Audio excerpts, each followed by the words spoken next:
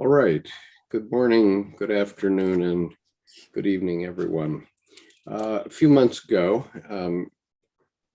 my friend Flo Clenau in Netherlands contacted me and asked me to give a description of my Jungian path over the last 34 years.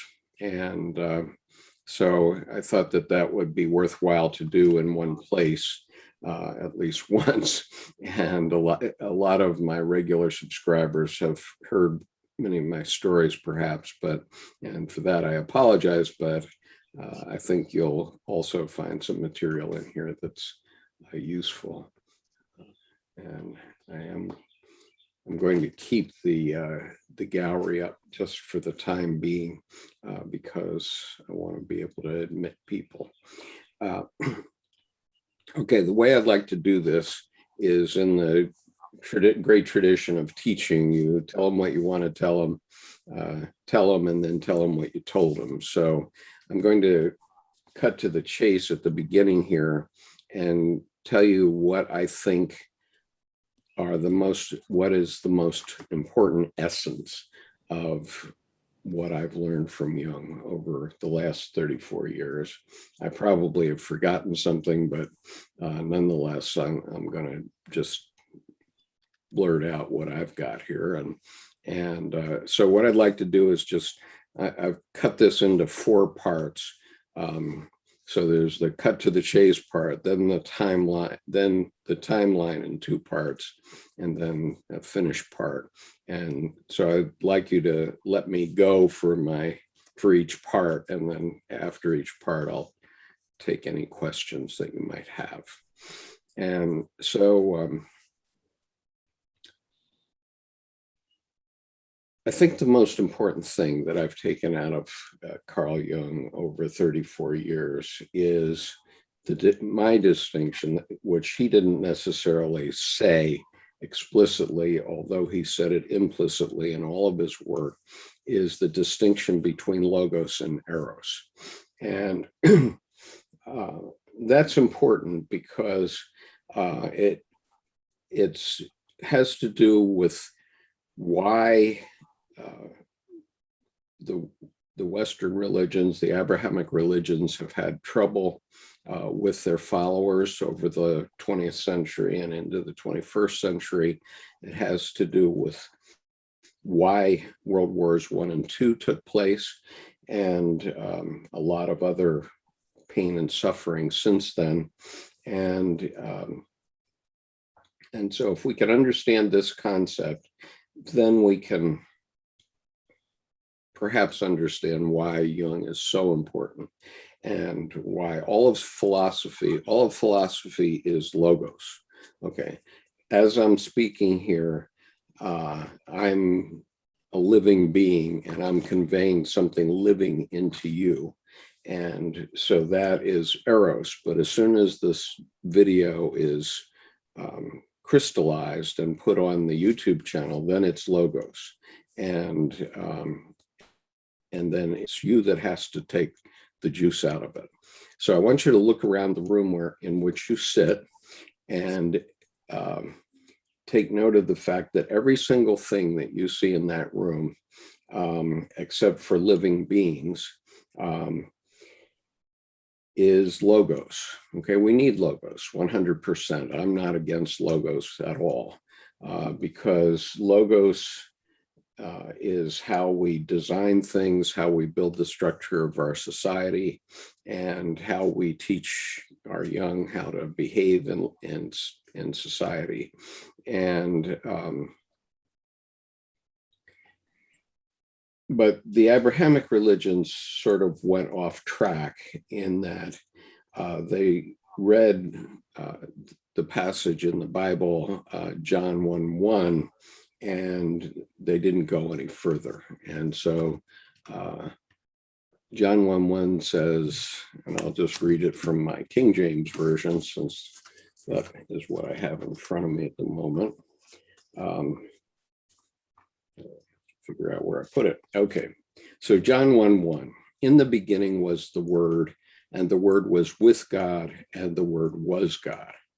Well, that never sat right with me, because I said, what is this about God being a word? Okay. I just could never get that. And so about a year and a half ago, I did a lecture called Finding the Living God. And I wanted to get to the bottom of that. And so I said, well, I'm going to just read a few more verses here and see if anything happened since in the beginning. And I didn't have to wait too long, because in John 1:4 and 5, it reads, in him was life, and the life was the light of men. And the light shineth in the darkness, and the darkness comprehended it not. And so the point is that everything in your room that was created by Logos is dead. There's nothing alive about it unless it's a living being. And the churches have, or synagogues or mosques have sold a document which is Logos. It's word. Logos literally means word in Latin, but they lost the connection with the actual life of their parishioners. So I heard Bishop Barron speaking to Jordan Peterson a couple of years ago on an interview that I think is still out there, and he said, "Well, I'm the chairman of a committee of bishops of the Catholic Church, and our job is to bring people back in the church, and we're losing 6 for every 1 we bring in." And my reaction to that as a business executive is, man, if you were my sales manager, you'd be fired, because you don't have a connection with your base. And so, this situation was, noted famously by Nietzsche when he said, God is dead and we have killed him. And the reason is that as long as you think God is some dead thing or a dead Bible, a Bible is just a black doorstop unless you put life into it. And so a Bible, this document, is not alive. I would be happy to say that every word of it is true, but it's not alive. It's only alive if a gifted preacher or rabbi or mullah puts life into it.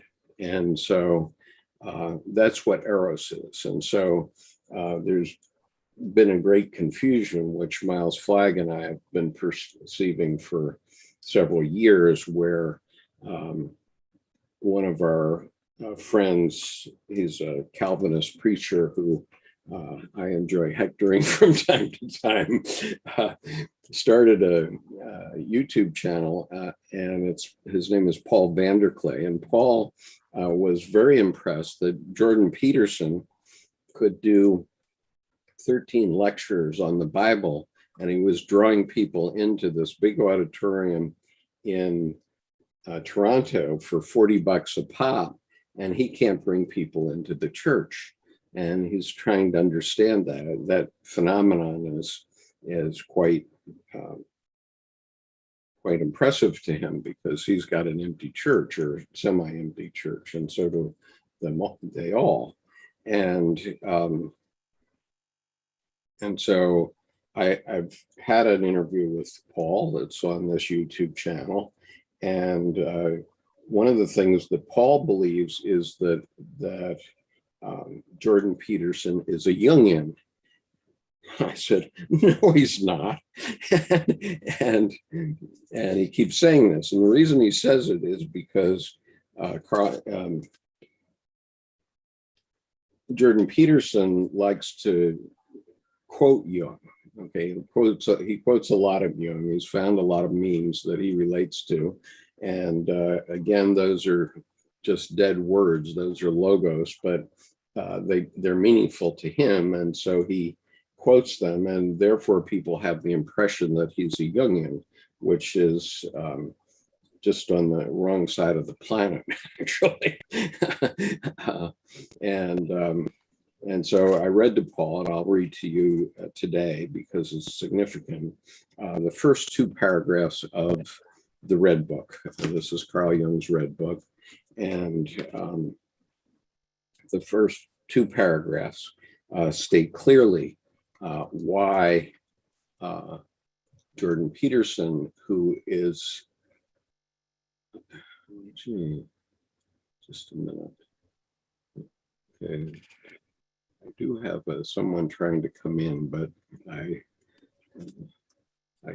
have, for some reason, I can't admit them as a panelist. Anyway,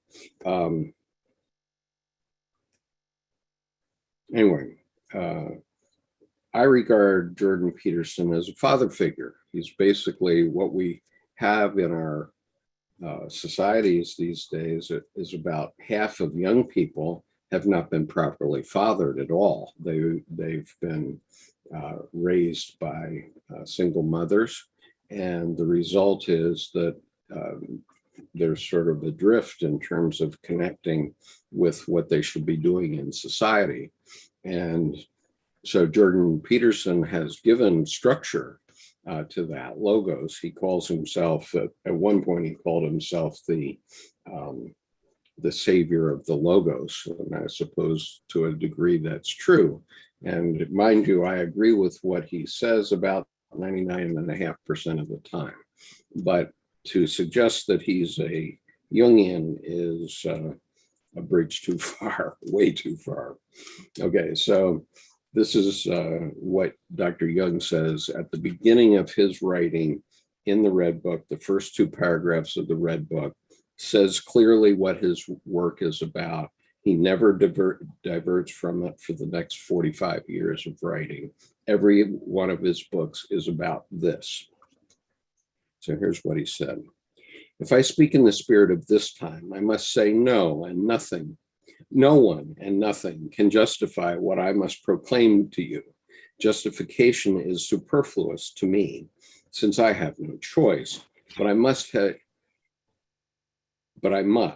have learned that in addition to the spirit of this time, there is still another spirit at work, namely that which rules the depths of everything contemporary. The spirit of this time would like to hear of use and value. I also thought this way, and my humanity still thinks this way.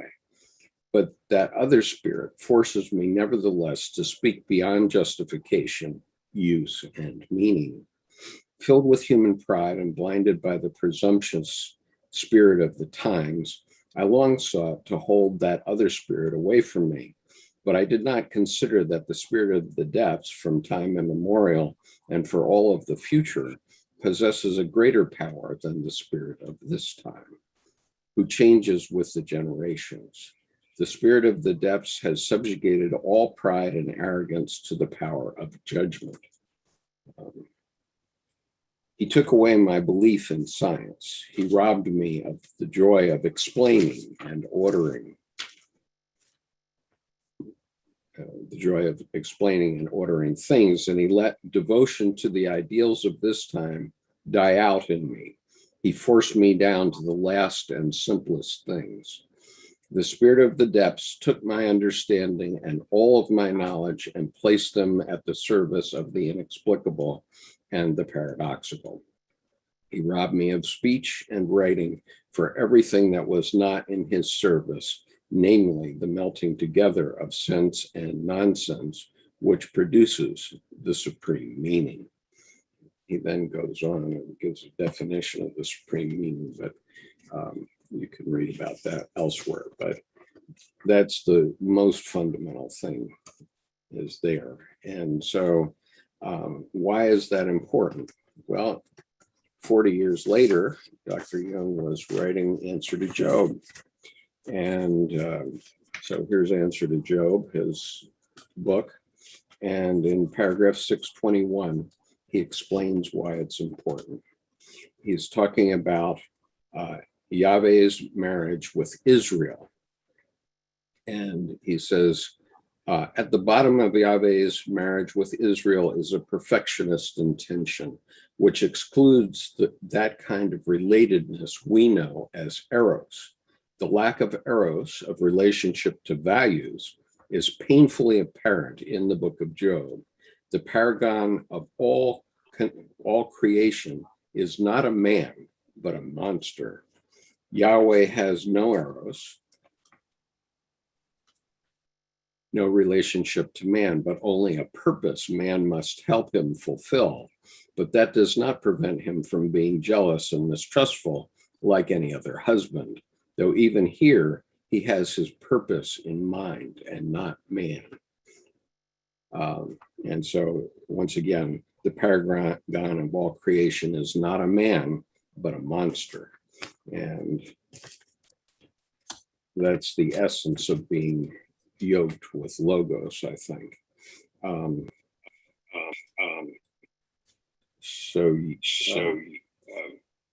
Let's see if everyone would. Mute, I'm going to mute you. So.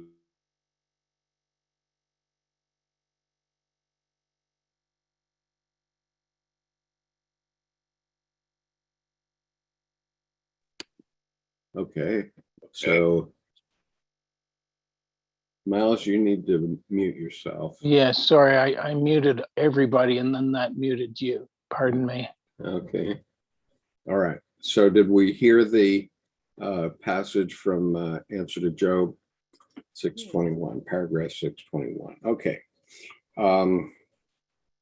So again, my point is that nothing in Logos is alive. Even this outline is not alive.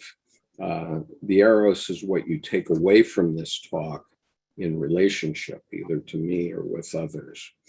Now, the next important point to talk about is the hero's journey. And I think we've misconstrued that because Joseph Campbell made it too simplistic and George Lucas made it too simplistic. They made it seem like the hero's journey is the journey of Luke Skywalker in Star Wars. But that's not what it's about at all. What it is about is becoming a mature, functional human being. That's the hero's journey. And that happens in the first part of life. You learn how to be a mature, functioning human being in your society. You learn what to do to make things happen. And you are a hero because you've become a functional member of your society. But it doesn't cover life. And the problem for Luke Skywalker, as we saw in 9 episodes of Star Wars, is that, you know, his big moment, his big heroic moment was at the end of episode 4, when he walks into an auditorium with this throng of people and they pin a medal on his chest and everybody's cheering. And so ever since then, since 1976, filmmakers have believed that that's the hero's journey, that this guy went out there and defeated the monster and that's the end of it. But that's not the end of it. That's only the beginning of it. And Luke actually was even too young to achieve what he achieved. So for him, he went through lots more trials and tribulations. And you know, it's not, I don't think it's really clear even in his in the end of his life that, or you know, in episode 9, I don't think it's clear that he did the spiritual individuation. And it's pretty clear to me that the filmmakers never understood this and never got to the spiritual individuation. Okay, so what is there besides the hero's journey and normal individuation? So normal individuation goes on throughout life, but the first half of life, it's the hero's journey, becoming a mature individual. And the second half of life is the spiritual quest, the eros, life itself, the meaning of your life. And so we had an excellent discussion of that with Jorge Ferrer last Wednesday. It's on the YouTube channel, and you should listen to that. And so I am, you are, we all are examples of an unfolding mystery. There is a mystery. And so the mystery is we exist, we're changing, everything in the universe is changing all the time. And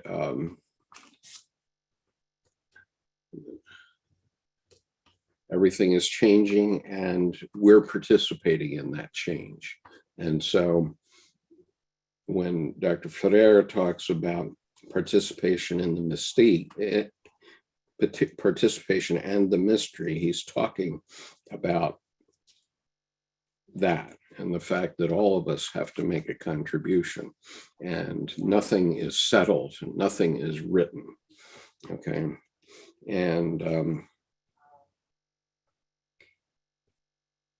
so in terms of spiritual quests, now I've been through quite a lot of different approaches. I went to Japan when I was 15 years old, and I lived 1 mile from the great Buddha of Kamakura.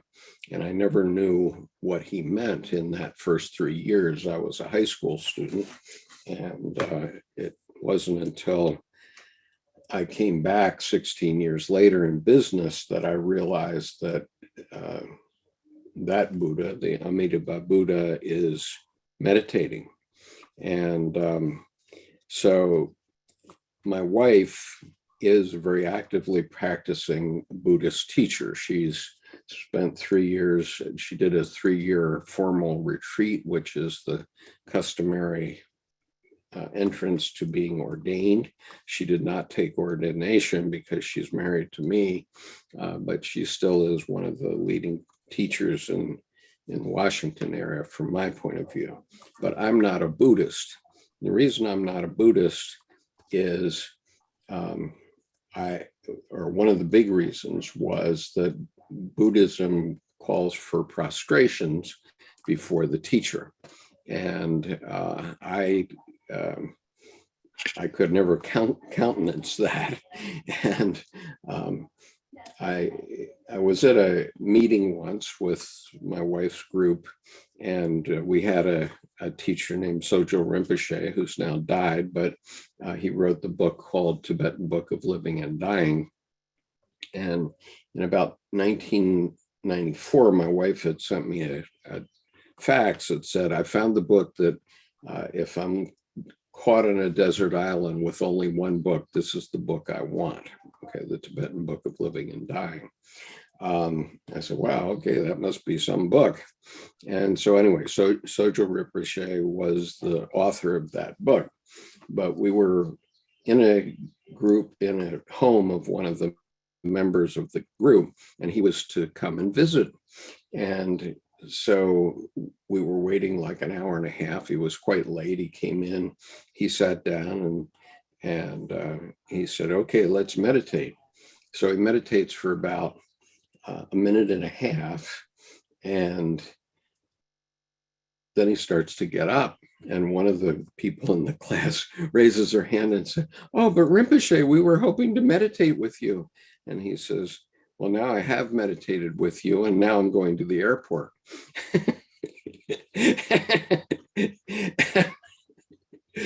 And that's the point, right? That you can't, you have to do it yourself. You know, it's not some teacher that's going to do it for you. And so another interesting sidelight on this is that Jordan Peterson can't say that he believes in God, and Paul Vanderklay is licking his chops, hoping that finally he'll come over and see the light and say he believes in God. But I don't expect that to happen. And the reason is because Jordan Peterson is all logos. And so he's all about his psychology, which he learned, and he's practiced clinical psychology for 25 years. And he just can't go over to that Eros side. And so there's a point to be made here, which is that there's a qualitative difference between belief and faith. And belief means that I believe in somebody else's doctrine and I accept their doctrine and I'm going to live my life according to their doctrine. But faith is about having faith that whatever you want to call God, whether it be God or the God image or the greater personality or whatever that is, you have faith that that's going to carry you through. And that's what I have with respect to Dr. Jung's teachings. And we can talk about that. And so one other point I want to make is that the journey is the destination. Okay, there's no truth that we're going to get to. Nobody's going to get to any truth with a capital T. And as Paul Simon, who was a famous songwriter of my generation, said in his song, Slip Sliding Away, the more you reach your destination, the more you're slip sliding away. And so if you think you're going to set a goal and achieve that goal, and then everything's going to be hunky-dory, you're wrong, because things change. And so, okay, so that's my little homily. I'll start my timeline next, but are there any comments or questions in the group on the screen at the moment?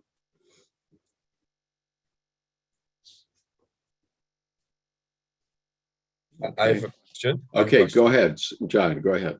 Sorry, what would you say is, so you equated the ability to have a relationship with a God, what it could be, to be a aspect of Eros? Yes, definitely. And what other aspects are there of Eros, for example? Is it anything that you can have a relationship with? Well, surely you can have a relationship, and I think Jorge Ferrer summed it up very well last Wednesday, and so I refer you to his talk. But he talked about spiritual individuation, and Dr. Jung was asked at some point what was his ritual. What was his ritual?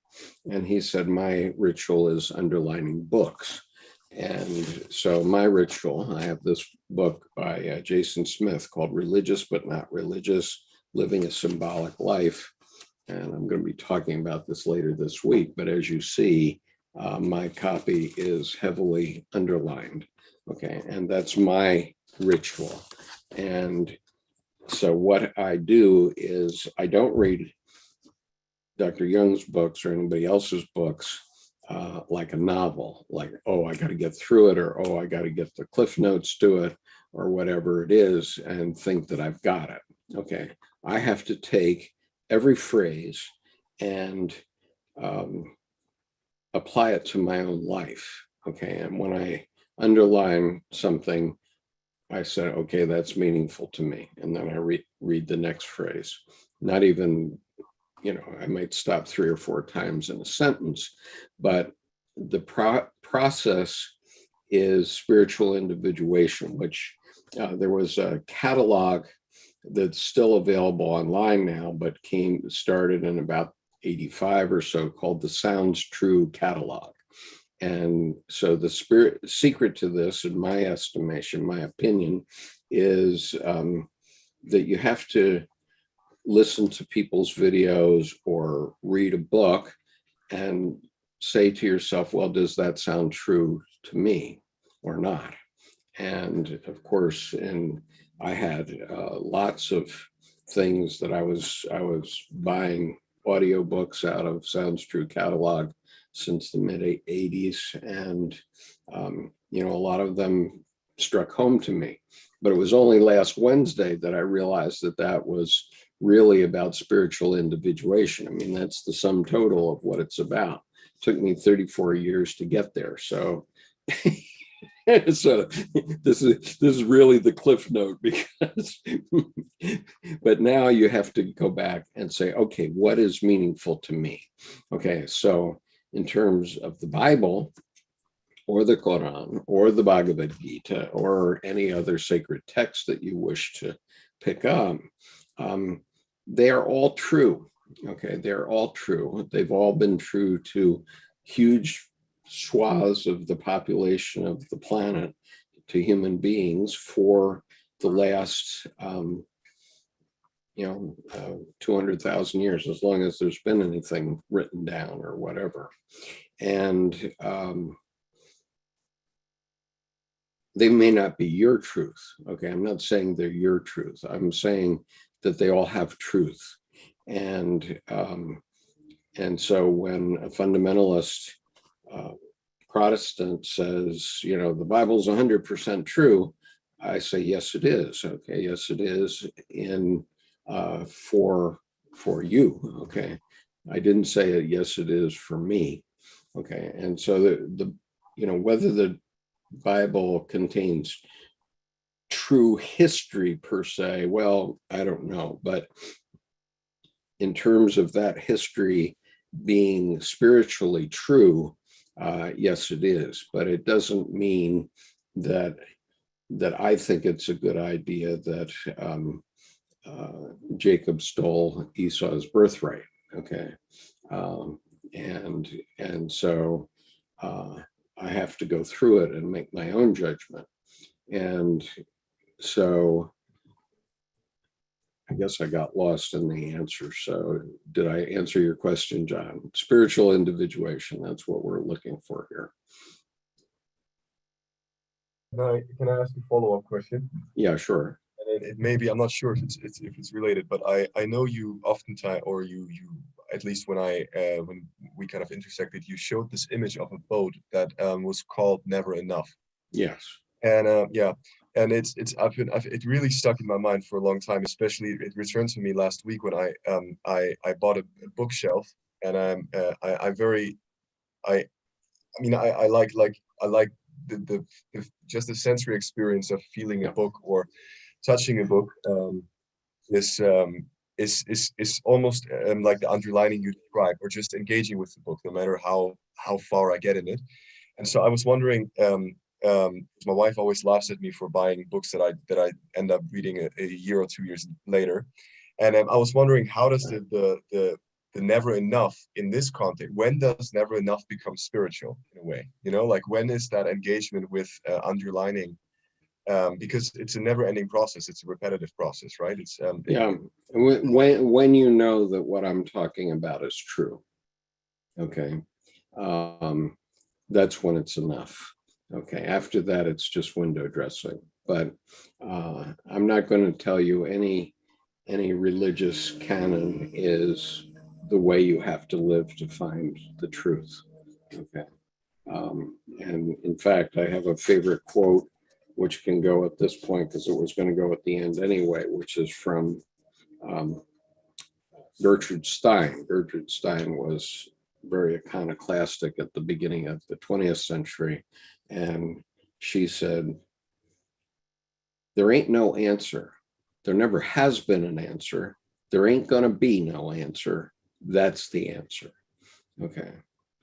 And so when you figure out that all these books don't contain the answer only comes when you've grokked it.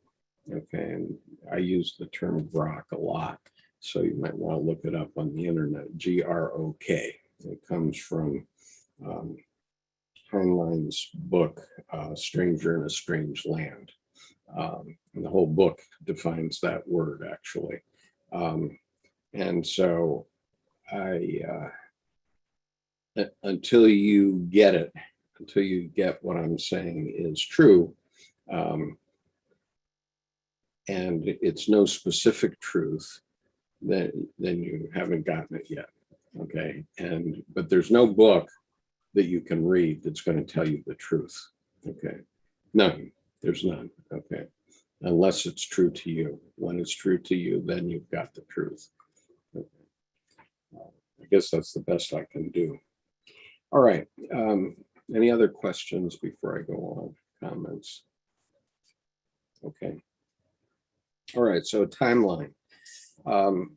Really, my Jungian path started in 1987, but I need to go back and give you a little bit of my logos history and a few things that are eros that I later realized, oh my God, this is a numinous part of my Jung history. So I go back to the time of Jung's death itself. Okay, now, I don't remember when anybody else of that time frame who died. I don't remember the news reports about it, don't remember anything else. But I very, very clearly remember having people talking about Jung and things that Jung had said, and then and that he was close to death, and then his death finally happened. And at the time, I was a 14-year-old kid, and so I sort of got tired of hearing about Jung's pending death, and I said, "Wow, hasn't he died yet?" Kind of thing. but I very definitely remember where I was and what I was doing when I learned of his death. Okay. And then in 1968, I was going to Hamilton College, and Hamilton is in this small upstate New York town, and there was a gift shop there. And that gift shop was run by a grandson of Paul Mellon. And it had all these Oriental artifacts in it, which I was very interested in because I had gone to high school in Japan by that time. And so I was interested in these woodblock prints that he was selling. And there was one that was particularly numinous to me, and it was a triptych of the Battle of Tsushima Strait in 1905. And it was the battle in which the Japanese beat the Russians, and it had, I don't know, about 5 or 10 submarines in the image, in the woodblock print. And so the Japanese were using submarines in 1905, and they beat the Russians with them. And I thought that was particularly noteworthy. Of course, by that time I had 3 years in Japan, and I always remembered that it was Paul Mellon's grandson that sold it to me. I had that triptych spotted for my whole senior year, and I gave it to myself for a graduation present. And as you see, when I get emotional, that's, it obviously was quite numinous to me. I don't necessarily know why, but it was. And then years later, in the mid 20-teens, thanks to Louis LaFontaine, I came to realize that Paul Mellon was married to Mary Conover Mellon. And Mary Conover Mellon was actually the philanthropist. Sorry about this noise. She was the philanthropist that made the Bollingen Foundation possible.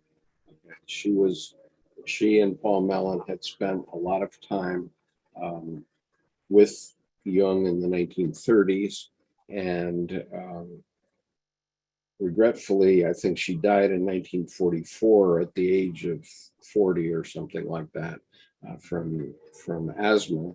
But she convinced Paul Mellon, the famous banker, to fund the Bollinger Foundation and to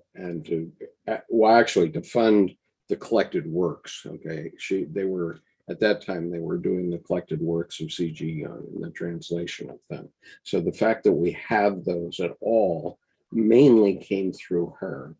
Now I don't claim any relation to her directly in any way, but I do suspect that the reason I would remember 1961 and Jung's death was because members of my family were talking about Jung and around the house. That's what I suspect. I don't have a specific memory of that. Okay, going on, 1972 to 1979 was all logos for me. I went to law school, I became an attorney, I practiced law for 5 years. What I found out when I started to practice law was that I really detested the practice of law from a professional point of view. And so 3 years into it, I went to business school and I got an MBA. And that MBA was 15 courses in statistics by different names, all logos, obviously. Okay, then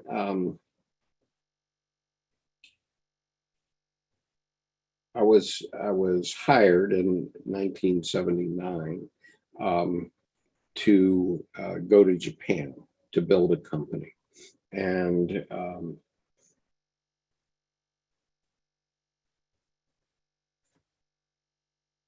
well, I'll get to the significance of that later. But one of the things that happened in the work up to that was there were 4 major vice presidents in my company and a lot of sub vice presidents, and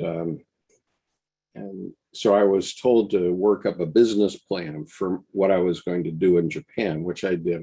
I wrote this beautiful business plan, 25 pages long, and I just sent it out to all the vice presidents.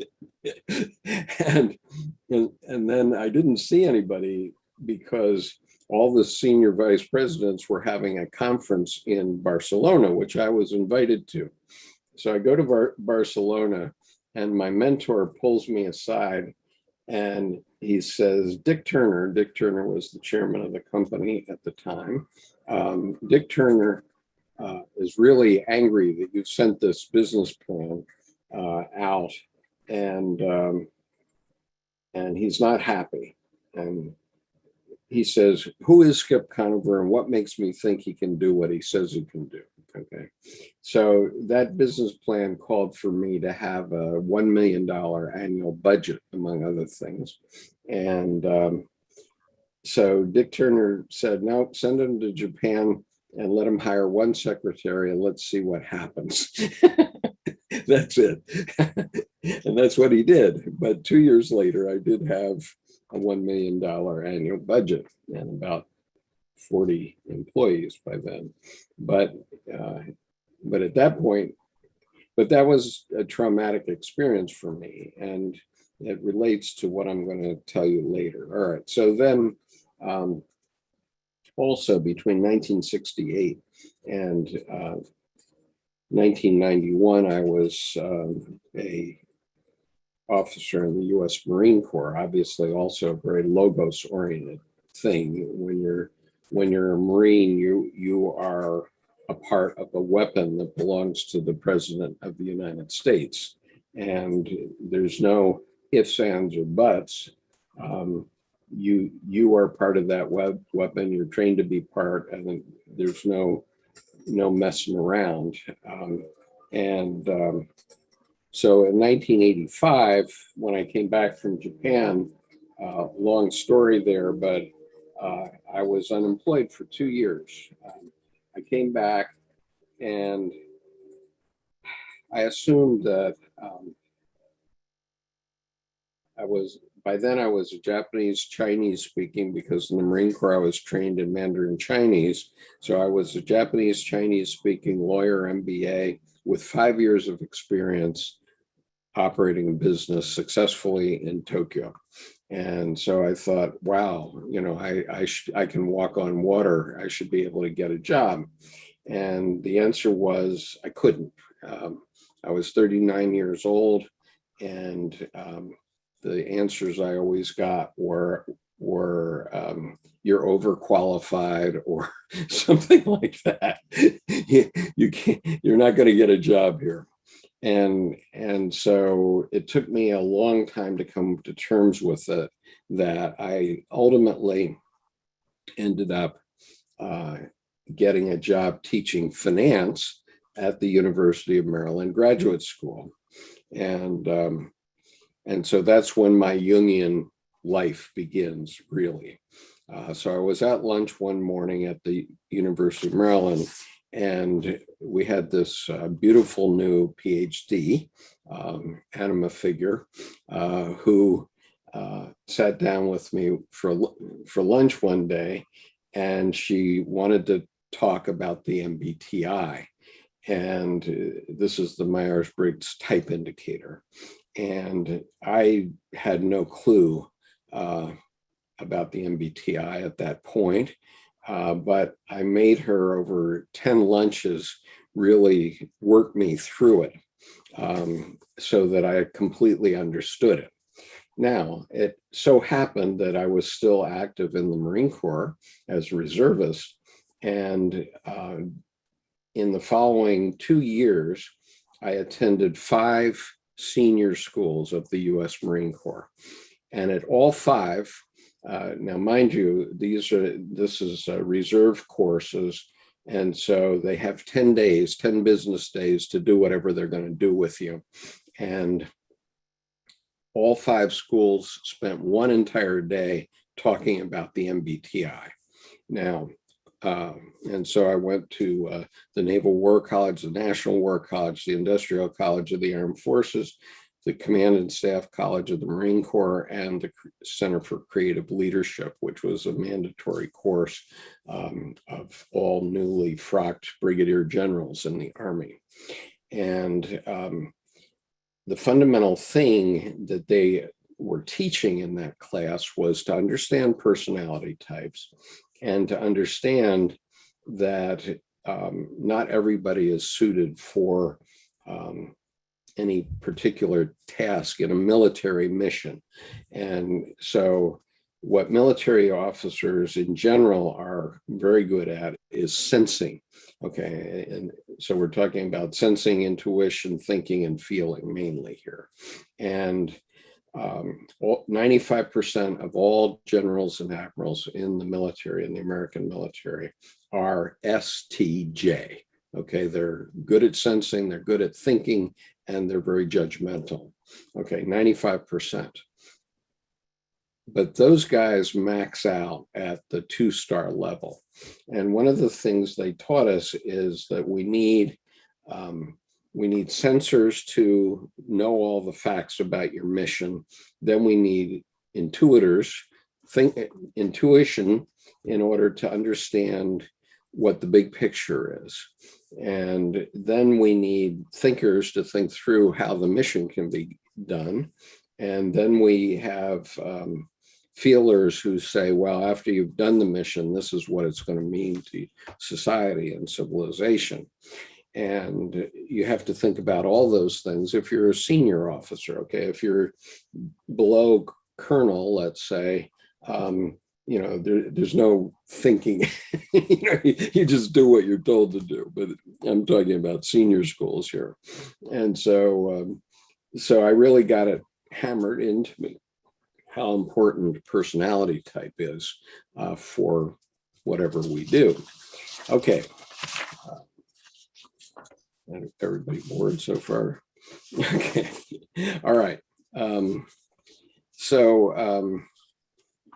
On January the 4th, 1990, by that time, I had worked my way up to be the reserve counterpart to head of standards branch for the U.S. Marine Corps. So in other words, my job in the event of mobilization and my job to learn while I was a reservist was how to set all the training standards of everybody in the U.S. Marines. And my specific job as a lieutenant colonel by that time was reserve counterpart to head standards branch headquarters, U.S. Marine Corps. Okay, so on that fine day, June the 4th, 1990, I was going in for duty. I had my uniform on, and it had been cold overnight, but it got warm, a little over 30 degrees, the most dangerous time of the year, by the way. And I got out of my car, walked down the parking lot, which is slanted, and bang, I went down, and I looked down at my foot, and it was not on my leg. It was removed from my leg. And so I was totally helpless. And that's actually the last thing I officially did in uniform. And I called for help. Someone heard my call and called the ambulance. The ambulance driver, in a typical Keystone Cops scene, arrives, and the shotgun for the ambulance goes around the ambulance. He slips on the ice and dislocates his shoulder. So there's always the unexpected.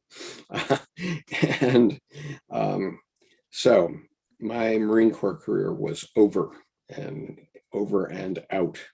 And so 1990 then, I had these experiences with Jung, and I was in a bookshop in Washington, and I picked up the hardbound copy of Man and His Symbols. And Man and His Symbols is a book that is not part of the collected works by Dr. Jung's specific request, but he had a dream near the end of his life where he said that he ought to do something for laymen. He had never written for laymen. And so this is the book he wrote.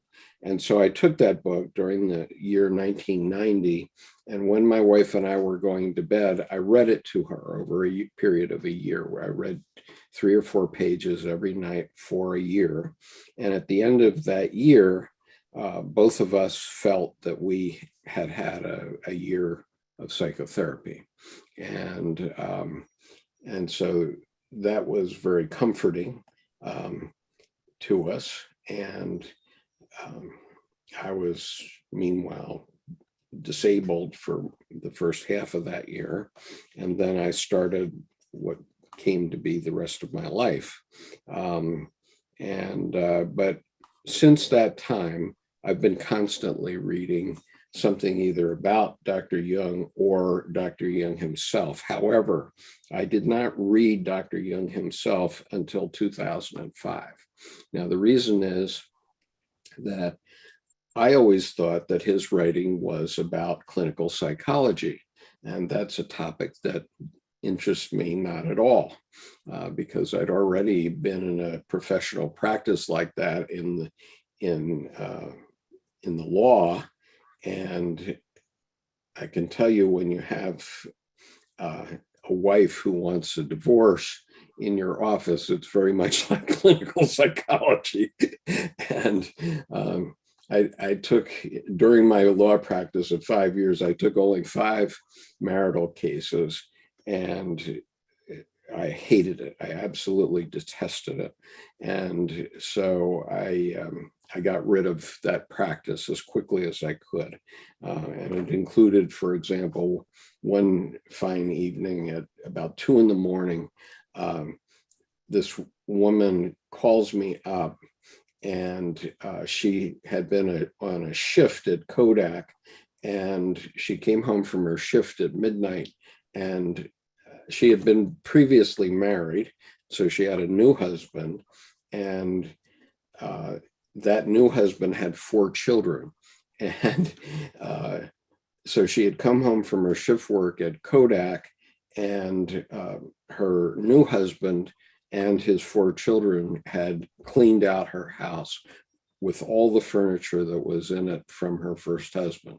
Everything. He took everything and left. There wasn't a particle of dust in the house.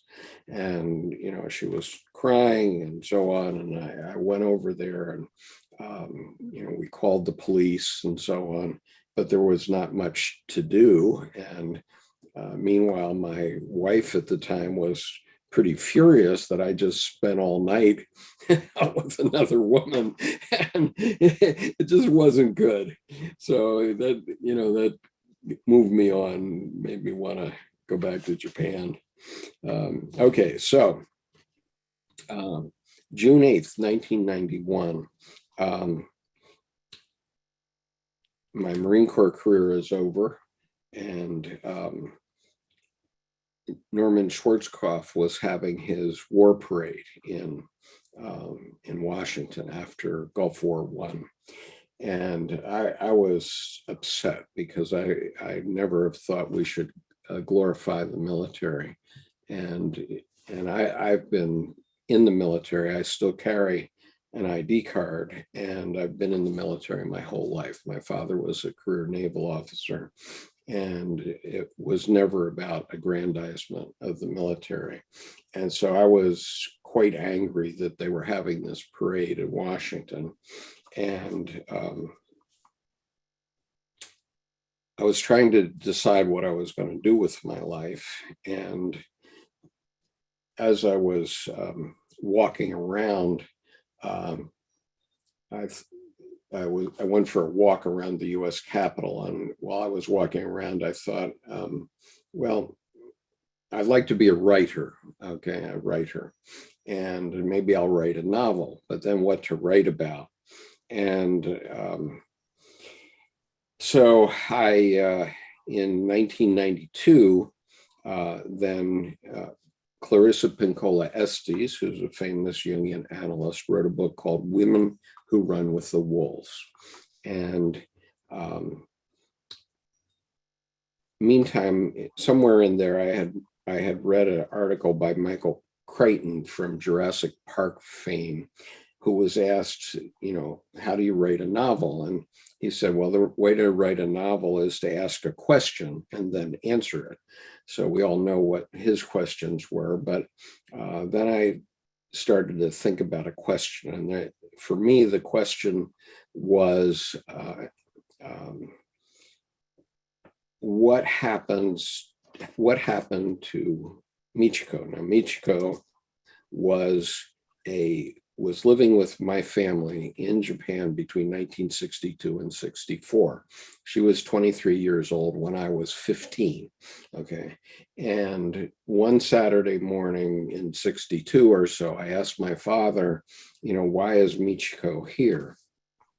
And he said, well, Japanese farm girls come to Tokyo to earn their dowry, quote unquote.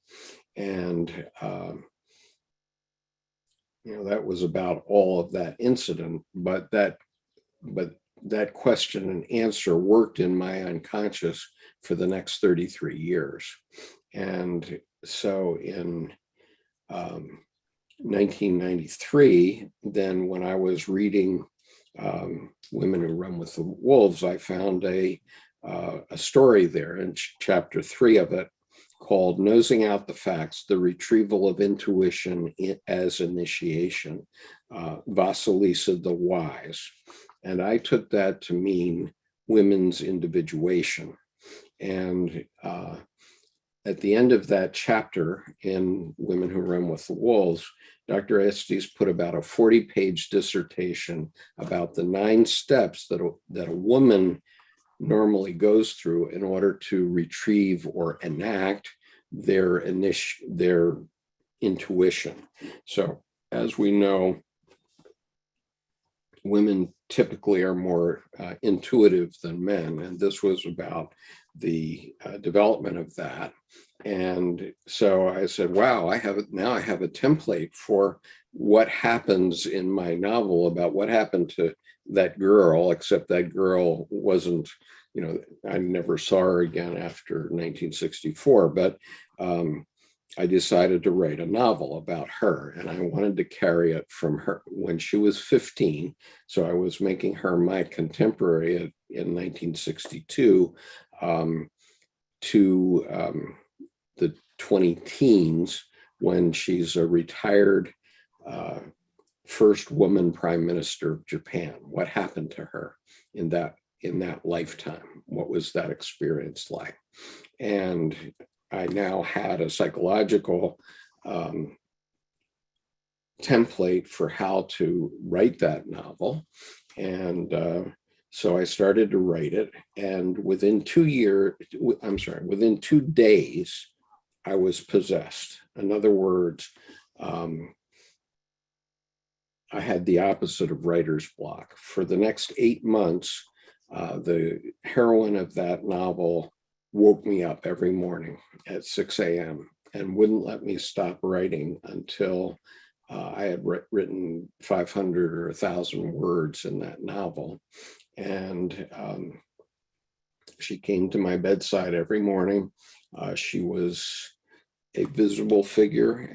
She was a 15-year-old Japanese girl in a kimono and woke me up. Said, "Come on, let's go." And I went to my computer and I turned the screen down as low as I could possibly get it. And I sort of closed my eyes and began to type. I have no memory whatsoever of actually writing this novel. It came. I took dictation of this novel, basically. And so I was anima possessed during this period of time. Now, my wife is a very wise woman, and she knows that if creativity is squashed, it might not come back. And so she refused to read my novel while I was writing it, refused to. And moreover, she knew what it was about. It was about this woman who comes to Tokyo to earn her dowry, and later she's the first woman prime minister of Japan. But she didn't know anything about what came between the two ends of that. And she said, I'll read it when you've had 10 other women read it, quote unquote. Well, okay, I finished this novel, and it turns out I was working in an industry of women, the medical transcription industry. So I knew lots of women. So I started to show it to them. And I was a little apprehensive because parts of this novel are pornographic. And in our instinctual nature, we have some pretty intense sexual ideas from time to time. And so part of it was pornographic. And I'm saying, wow, okay, how are women going to react to this thing? But one thing I knew about it is that it was all true. In other words, everything in that novel, with one exception, and that is the fact that the heroine, Meiko, became prime minister of Japan. That's never happened in history, but in my novel it did. But other than that, everything that happened in that novel either happened to me personally or happened to someone I know intimately. And the way I knew all this stuff is that when I went back to Japan in 1980 with my family for 5 years running a business, I experienced everything of adult life in Japan. So I can assure you that that's a true statement. However, it was pornographic. And so I said, wow, what am I going to do about this? Because women love the novel, but I'm in this business career. How am I going to be a pornographic novelist? Fortunately, Anne Rice came along at about the same time with her pornography, and so she gave me some validation. But what I found out was that women loved this novel because it is the story of women's individuation. But I was doubtful about it, and this goes back to Dr. Jung, who said that he always liked to refer to John 4, 1 John 4:1. That's the reference in the Bible, 1 John 4:1, which is examine the spirits whether they be of God or not. And so I was doubtful about putting a pornographic novel out into the public, and I put it in my drawer for 16 years. And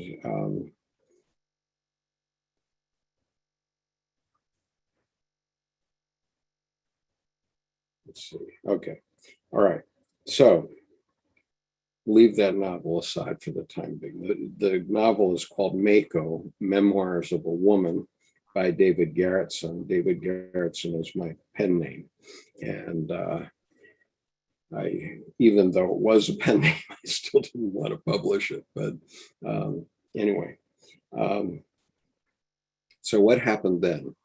1995, I started to get this intimation, as Colleen Kibert would call it, of wanting to do something artistically. I first thought I wanted to be a sculptor, but the clay was drying up my hands miserably, so I decided to go to painting instead. So between 1995 and 2005, I probably did 1,000 paintings. And during the same period, 1998 to 2005, I built a public company. I built a company that went public from 3 guys together on my back porch to a public offering. And in 2005, I did 3 art exhibitions, 2 of them here in Annapolis and 1 in Greenwich Village, believe it or not. And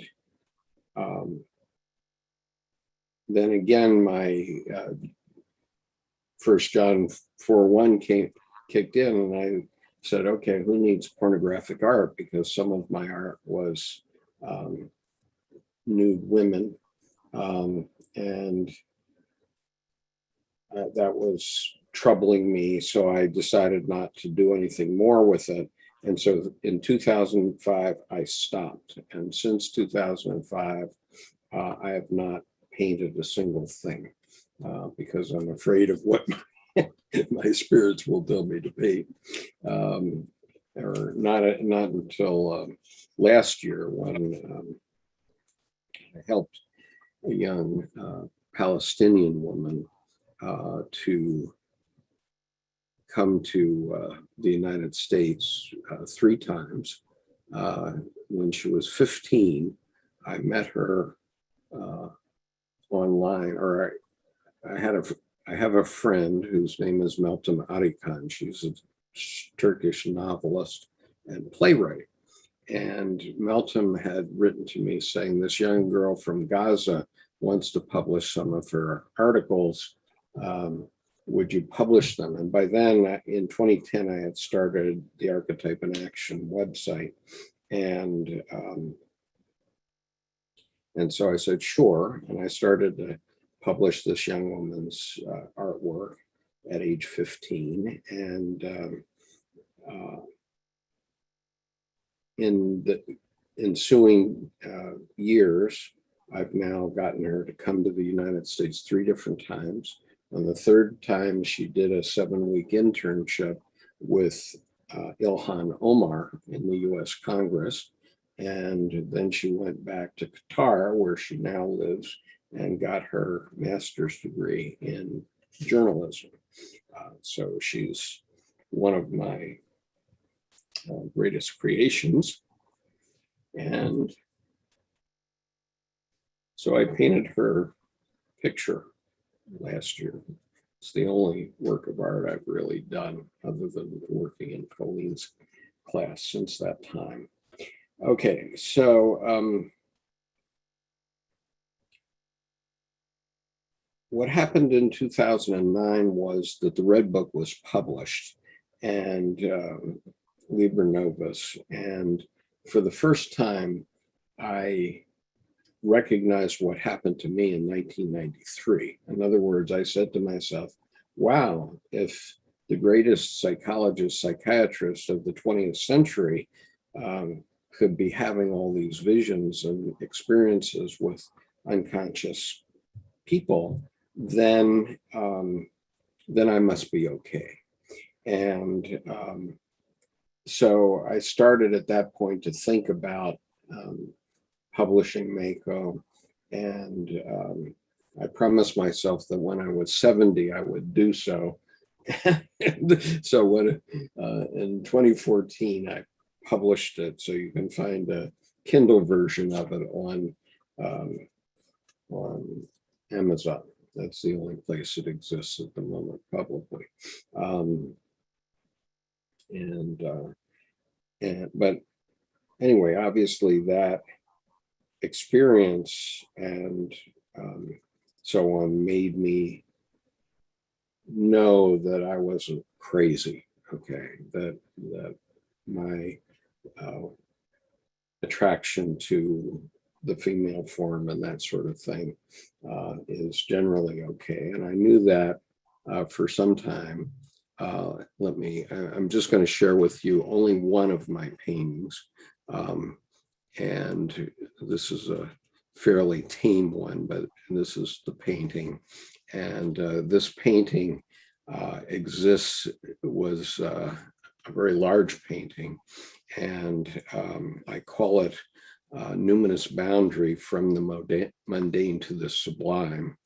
And a friend of mine bought this painting, and she has a tremendous set of art in her house, and she had this atrium in her house, and so she put this atrium up facing her living, or she put the painting up facing her living room where all this wonderful art is, and you go into her living room and the only thing you can look through the door at this painting. It just sucks all the life out of the room.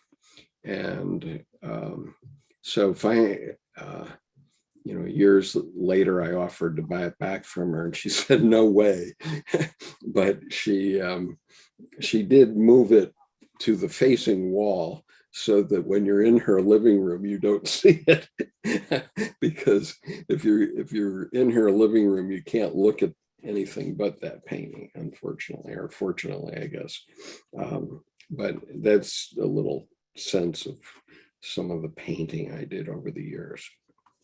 Okay, so then in 2010, I had started to do the Archetype in Action website, archetypeinaction.com, and I've published about 3,500 essays there over the years.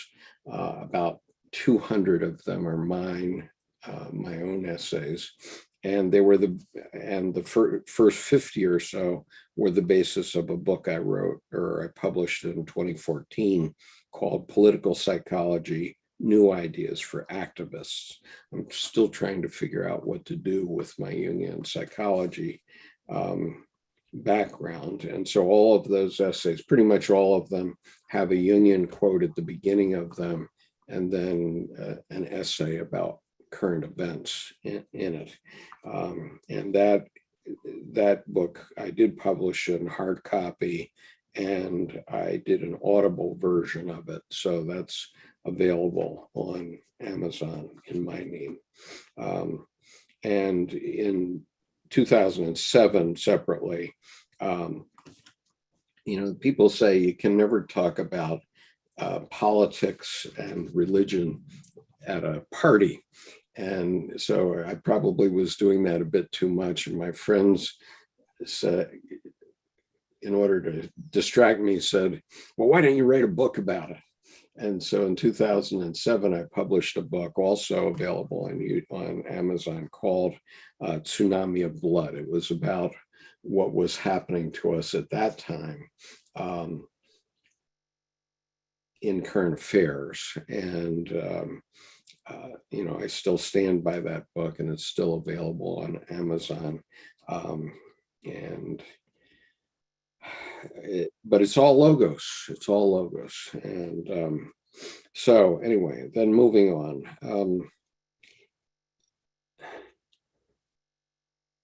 In 2008, I faced a huge trauma. Okay, and that trauma, and I've had a number of traumas through my adult life, and I suppose we all do. And so one of the issues here in terms of talking about Jungian psychology is how do you survive trauma?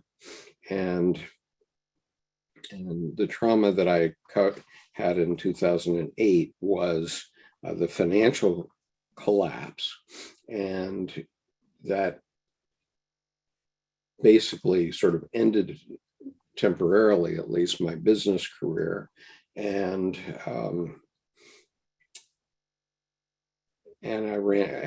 I was by then in my late 60s, and I couldn't get a job. And so I was just on the beach, what to do. I ended up founding a company with a colleague of mine who I met in Riyadh, Saudi Arabia, believe it or not. And I met him in 2002, and I started to create a golden thread to him. It's an imaginary thread between me and him. It started with actual gold because his company was in trouble in 2002. He had 8 Indian software engineers in Jeddah, Saudi Arabia, and he was out of money. He couldn't pay them, and he couldn't even take them out of Saudi Arabia. And he called me up and asked if I could send him $50,000, which I did with no documentation. Okay, and I knew that that was the only way to do it, because in international business, paper isn't worth anything. It's all about relationships. And so you either have a relationship with someone or you don't. And so, you know, he asked me for 50 grand and I sent it to him. And so since then, we've had an existing relationship that has been coming and going. But in 2017, he was able to sell his company for $50 million. Now, I didn't get any of that, and I wasn't paid back what I had originally invested or anything like it, because at the time, the way these things go, they say, okay, you're going to get $50 million, but we're going to give you $5 million now, and the rest is going to be paid out over time, and or various other terms like that. And so he got $5 million, but at the time he owed 18 million, and so he had a big problem. And so for the next 3 years, from 2017 to 2020. He had to work off a non-compete with the buyer. And then a year ago, and I'm explaining this because it's all about this imaginal golden thread, right? A year ago, he called me up and he said, well, the buyers of the company have stopped paying the royalties that they agreed to pay. And so I'm going to take the software back, and I'm going to put the software into the American company that he and I had founded in 2011, but which had been more or less dormant. And so what I spent most of the teens doing was fighting foreclosure on my home. I finally gave up and moved out of my home. So my home was taken by the bank. But after 9 years, I was a better lawyer than I thought I was. And I took the case to the Court of Appeals of Maryland 5 times and to the U.S. Supreme Court once, all by myself. I filed more than 4,000 pages of paperwork, but I also stayed in the House for 9 years. And so a year ago, my colleague says, well, we're breaking out of this deal and we're going to put the software in the U.S. And here it is right over my shoulder. And then he said that then in December of this year, he said, we're going to found the International Pandemic Preparedness Center in Kuala Lumpur. And it's under a company name called AINQA, AINQA. So you can look this up, AINQA.com, and then look at people on that website, and you'll have a sense of what I've achieved with my golden thread. Okay. And so another thing that was happening in this 2005 to 2021 period, Louis LaFontaine had gotten me to start reading Jung's actual work. And I realized that it's not really about clinical psychology per se. It's really about religion and culture. And so that answered an enormous number of questions for me about life and about the spiritual life and so on.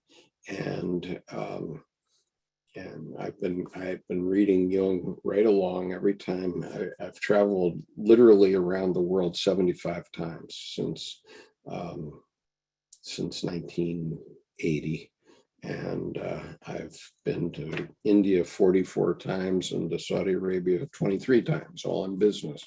And in all that travel, I've carried some Jungian book with me. And Dr. Jung has basically been my therapist the whole time. And so that's kind of how I got to this point in time. But it was only in the last, I don't know, I would say 3 to 5 years that I started to really grok what the religious implications were of what Dr. Jung is talking about. And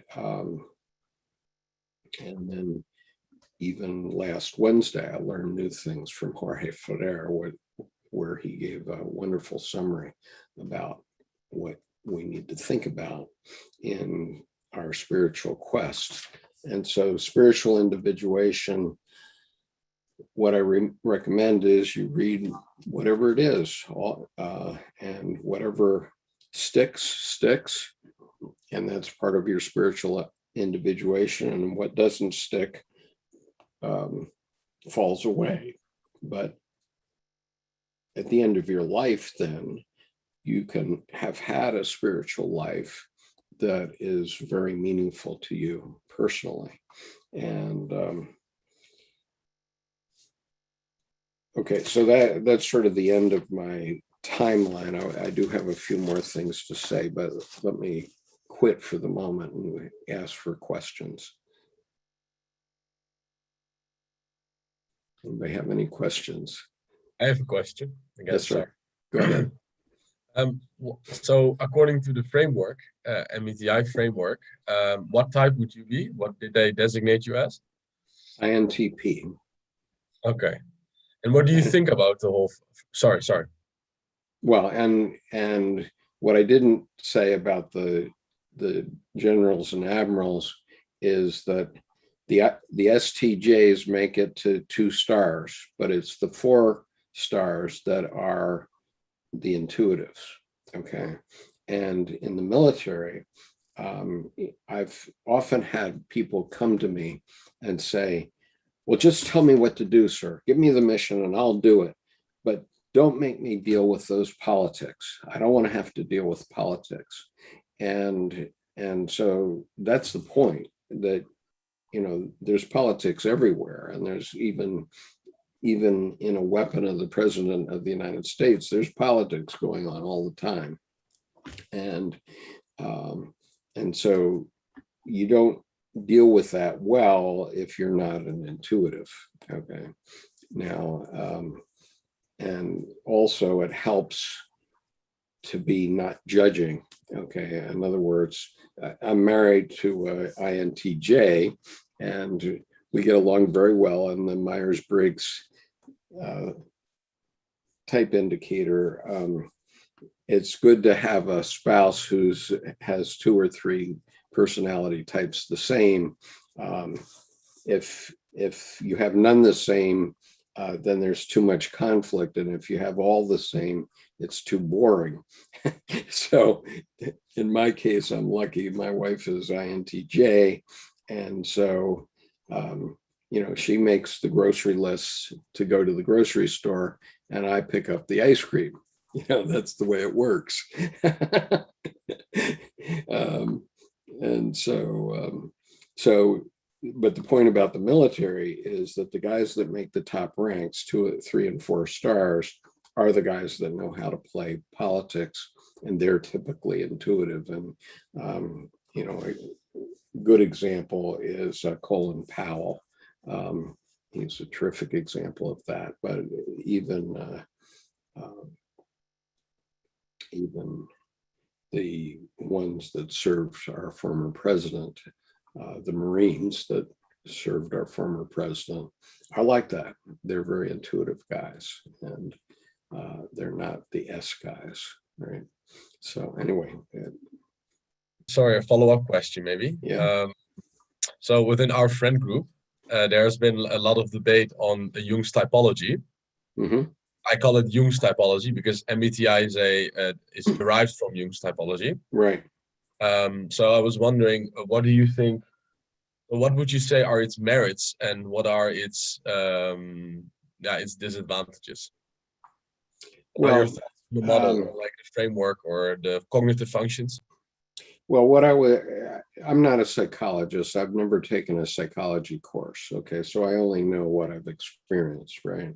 And so what I can say in terms of my own life is that it's been extremely helpful to me, the Myers-Briggs, in terms of my business career. In other words, because I had it hammered into me by the military, then when I was doing all these business things that I've been doing, I have been able to understand where somebody is coming from very well.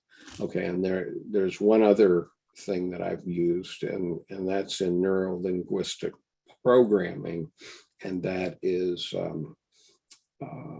mirroring.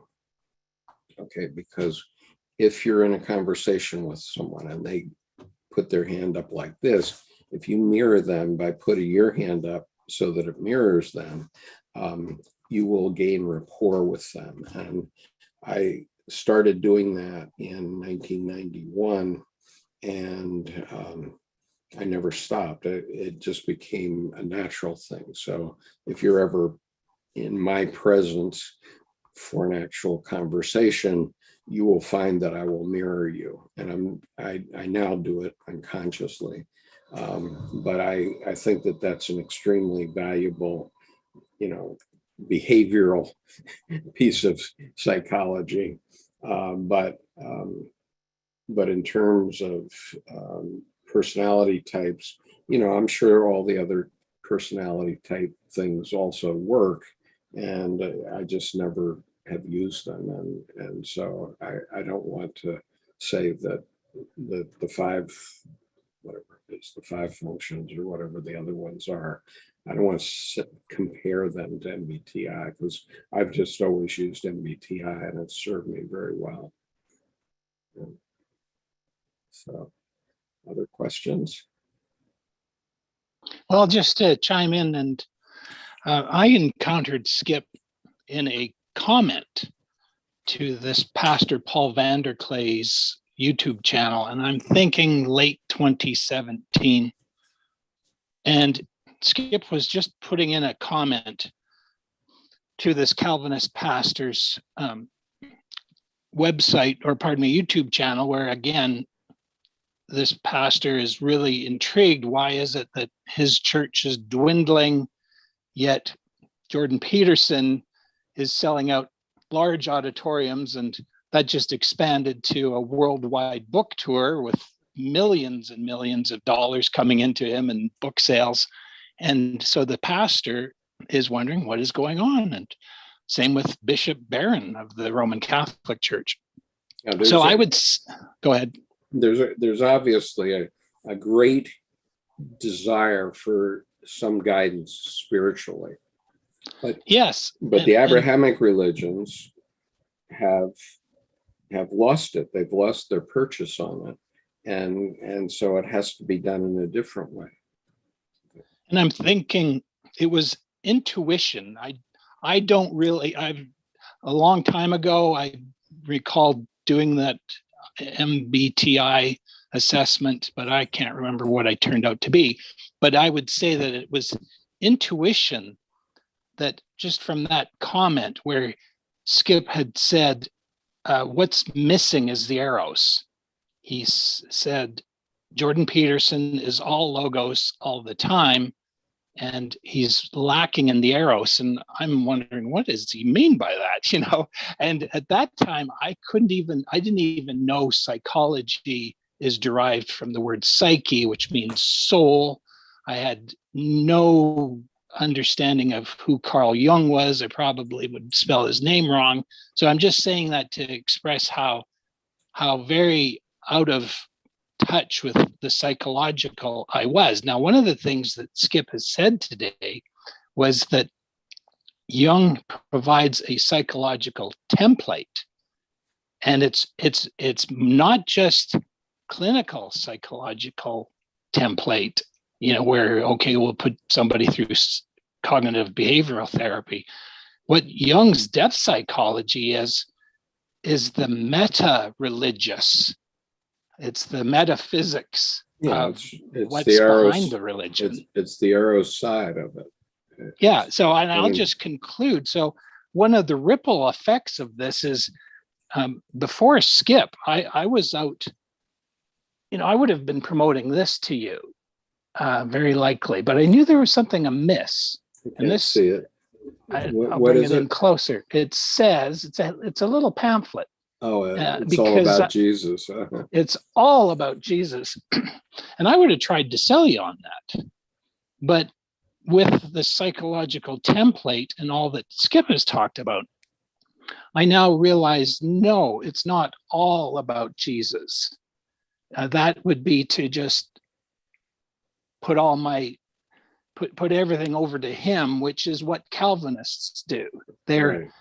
I don't know if any of you are of the Dutch Reformed persuasion, but I didn't know this until recently, that they have this concept of, God is just this massive sovereign, and we are essentially, they basically, think of us as nothing more than robots, that you're either chosen, you're part of the elect, or you're not.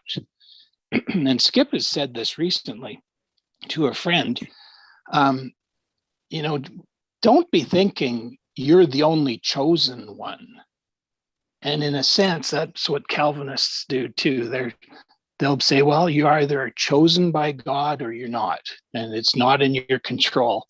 And why is this important? I want to conclude because I don't want to ramble too long, but how am I integrating this? Well, I'm in Canada, and I've been troubled. One of the things, like Jordan Peterson says, is betrayal is what will affect a person the most.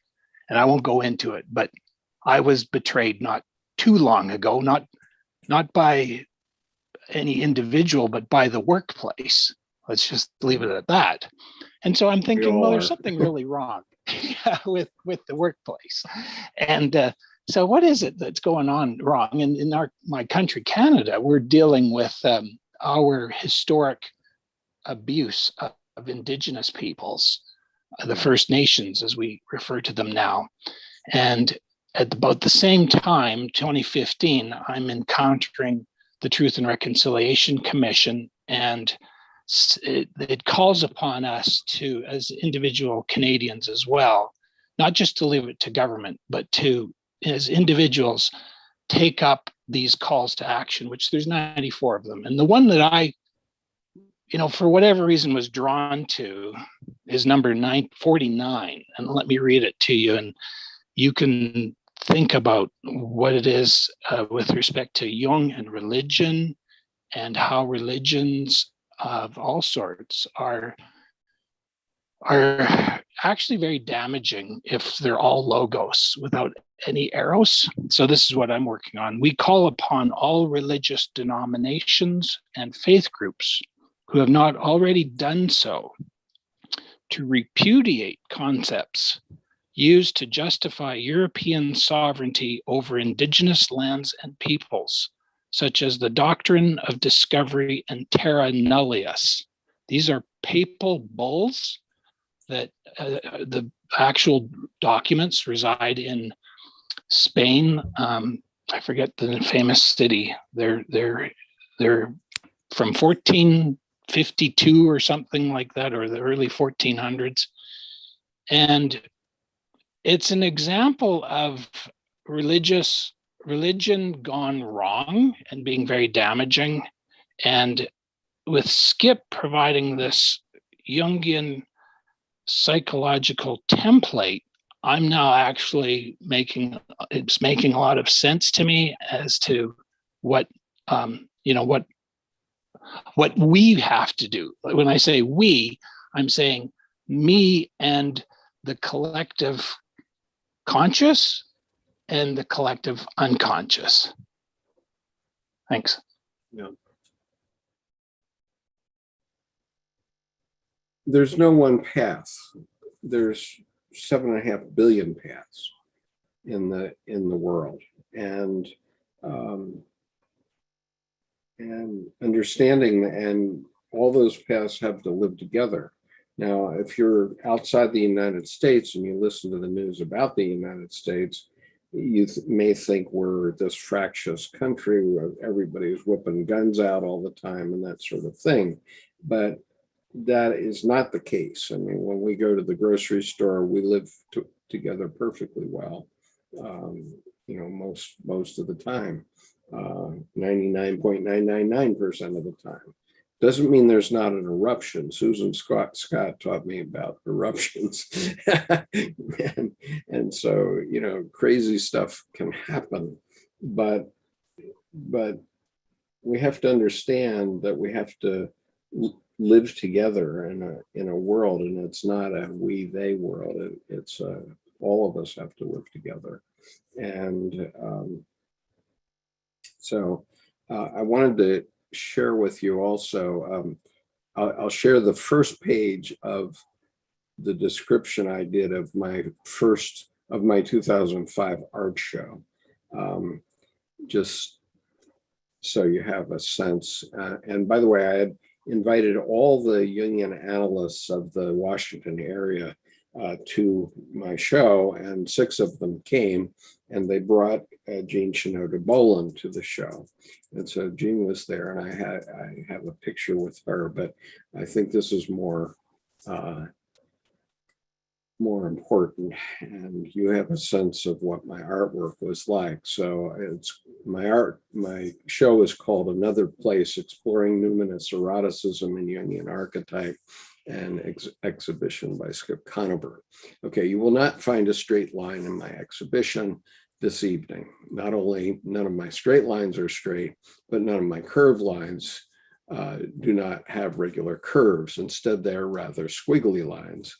That's all right, because the subconscious, I was using the wrong term, it's the unconscious mind, engages in adjusts for disorder in imagery. So you will see the lines as straight and the curves as regular regardless, or at least that's how you will remember them. In my opinion, this is partial explanation for the power of Jackson Pollock's work. He intentionally made no recognizable image, but that did not stop the audience's mind from trying to adjust to regularize an image, so the unconscious mind becomes engaged in the viewing of his work, evoking emotion and intensity. My work is rather simple, intending to engage an archetype in your unconscious mind. To me, the best art is that which communicates directly from the unconscious of the artist to the unconscious of the audience without passing through the conscious part of our being. We know the artist has been successful in this when we have an emotional reaction to a piece of artwork.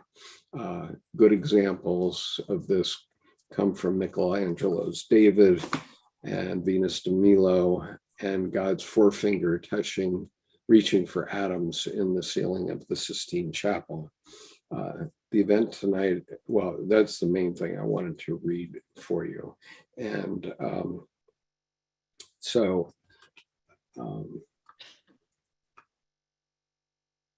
just to give you a sense of how far I already was into Jungian psychology in 2005 when I did that show.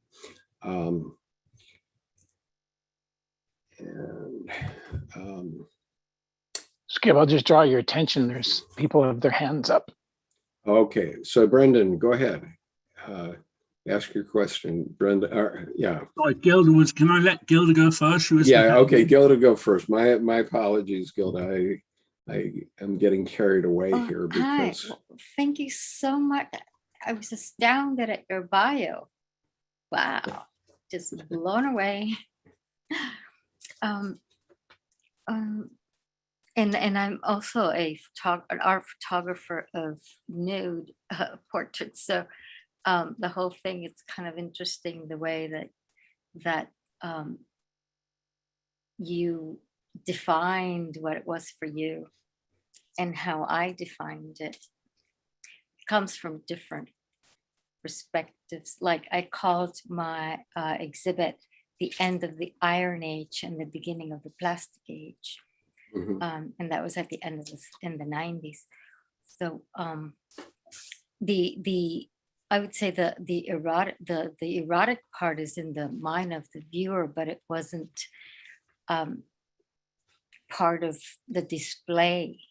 So we found that the human body is rather organic, and I guess it's maybe a man's point of view and a woman's point of view at that particular time. Thank you so much for sharing that. And I wanted to say that we find that you know, in all kinds of logos and systems and things, that they're always designed, they always have an ending, that the bubble always bursts because of when something is always growing or taking from somewhere, or you take resources or whatever, there's an end to it. And inflation has an end to it. And all of it has an end to it, except, so then when it bubbles, then, oh, what to do?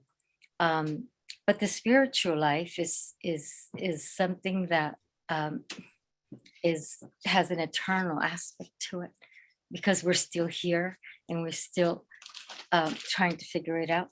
So there is no end or bubble. So that might be something that if I knew that when I was young, I would have done it a lot differently. Yeah, I wish I knew when I was young. It would have been very useful to know lots of these things when I was young. So that's why. So I'm all those willing young to people do it here. yes, that you know, all systems have an end, that they're not the end or be all. The word is just something defined so we can agree upon something, but in and of itself is simply a symbol. Yeah. That bunch of lines and scribbles that we give meaning to in order to communicate.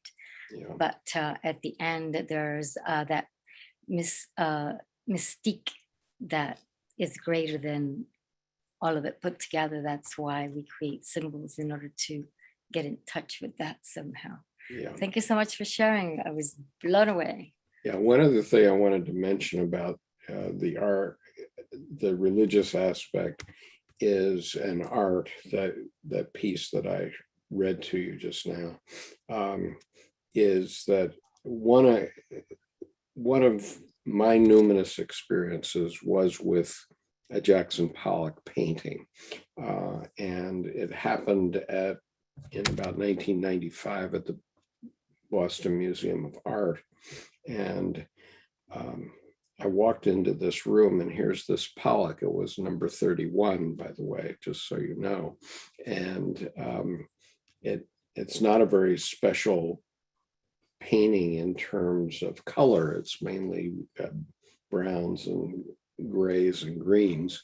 And but I walked into the room and I immediately started to sob. And I remember people telling me that, you know, people that are very sensitive often go through art galleries and they sob when they're looking at the paintings, and that had never happened to me. But, you know, I walked into this room and here's this drip painting by Pollock, and I was just overwhelmed, and I was sobbing for like 10 minutes, and I didn't really know why. And so I did this talk called Finding the Living God a year and a half ago, which you can find on this YouTube channel on the homepage. And in that, I put 3 numinous experiences that I've actually caught on film. 2 are movies and 1 is still photographs. But one of the ones that I caught on film or on video was I was telling the story in 2016 to my Jung group, and I said, you know, this was 21 years later. I said, to this day, I don't know why I was sobbing. And my friend Bill Woodard said to me, olive drab. He just said olive drab. And that was it.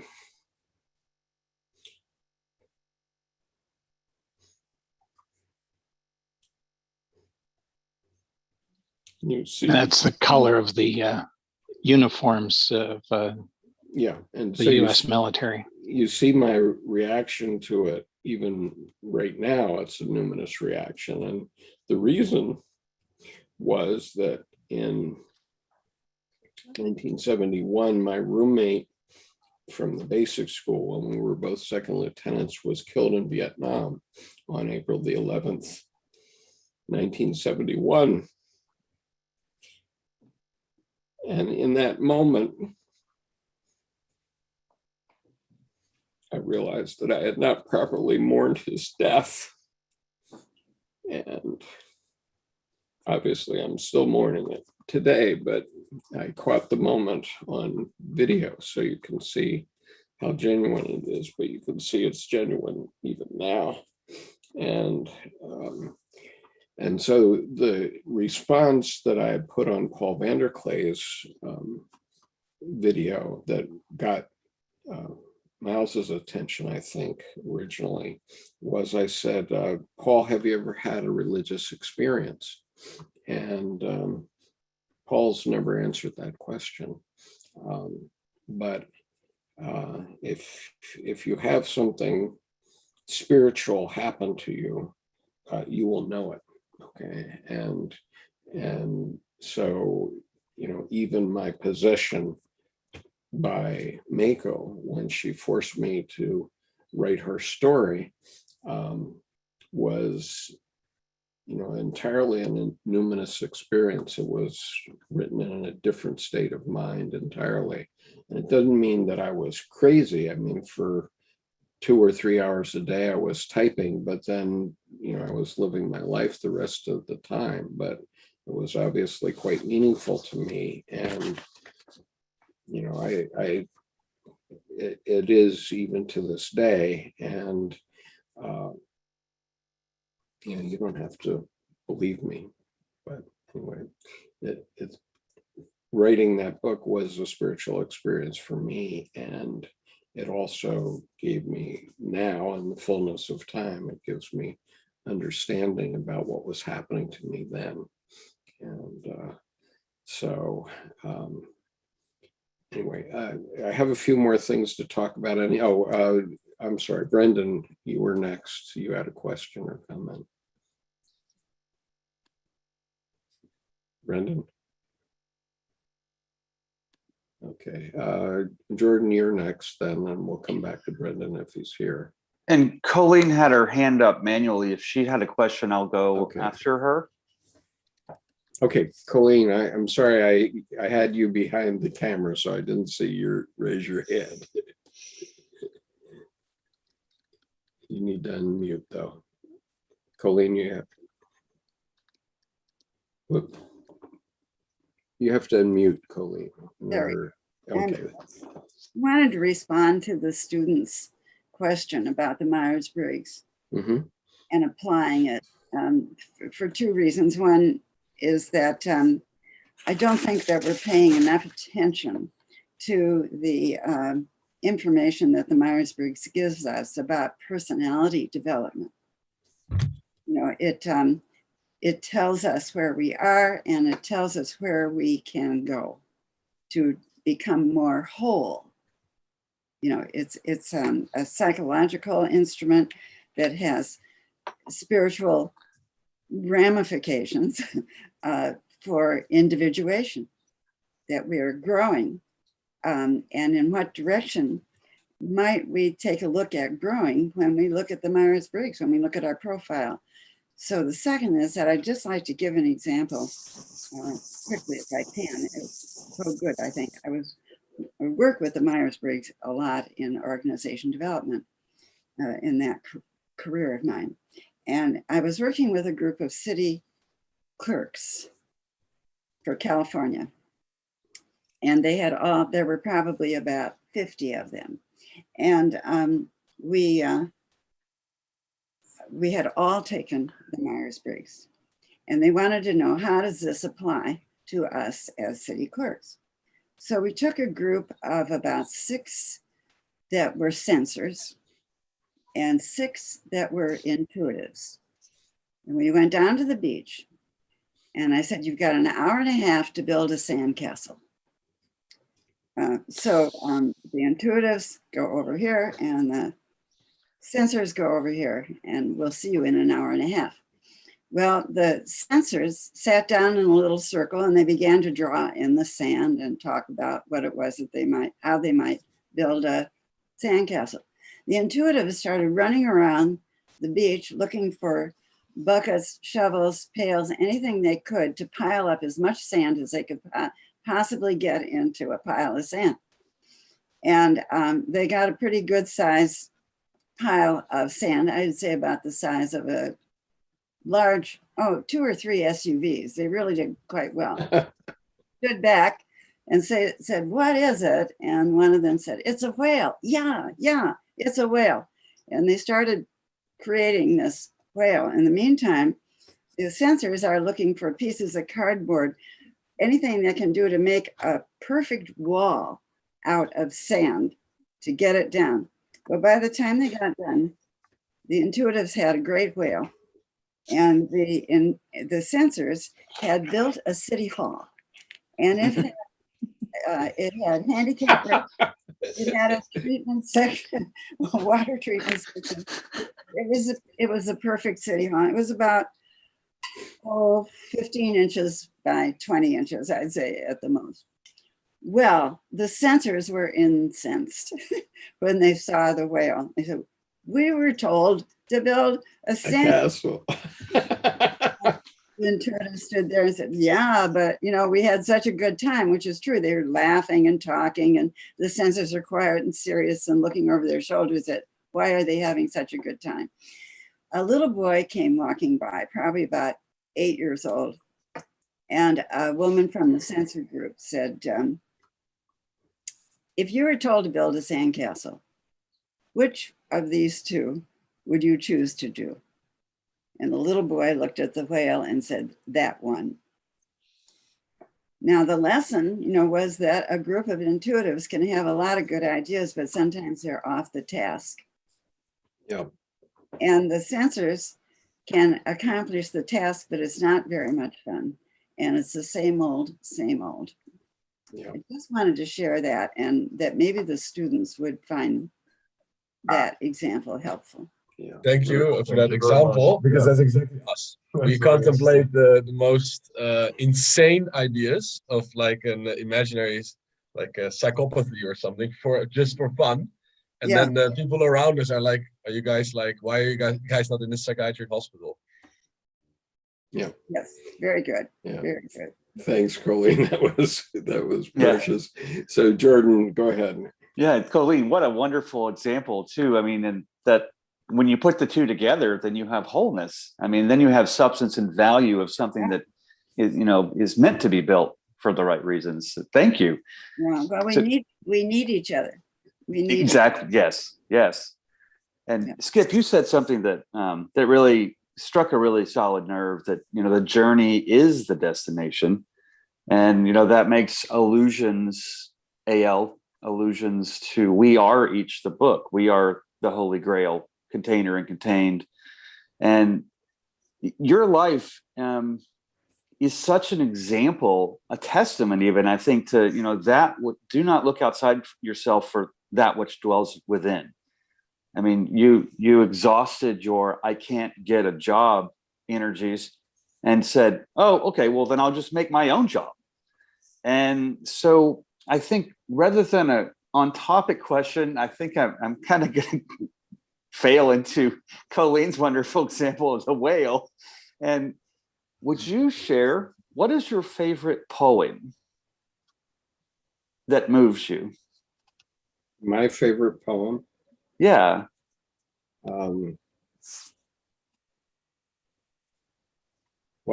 I have to tell you that recently Amanda Gorman has sort of overwhelmed my poetry liking. She did a fantastic poem for the 4th of July. I can't remember exactly the name of it, but it is it's something like a hymn for the Republic, and it's available on YouTube, so you can find it. But before Amanda Gorman, my favorite poem has always been The Road Less Traveled by Robert Frost. Thank Two you. roads diverged in a yellow wood. Long life. Oh. Go find it. The Road Less Traveled. And Thank you. let's try to have, well, Brendan, are you here now or not? Okay, I guess he's not. Okay, go ahead, John or Flo, go ahead. Oh yeah, yeah. So my question relates to the Sorry. point you raised. Sorry. I'm sorry. I do have to go.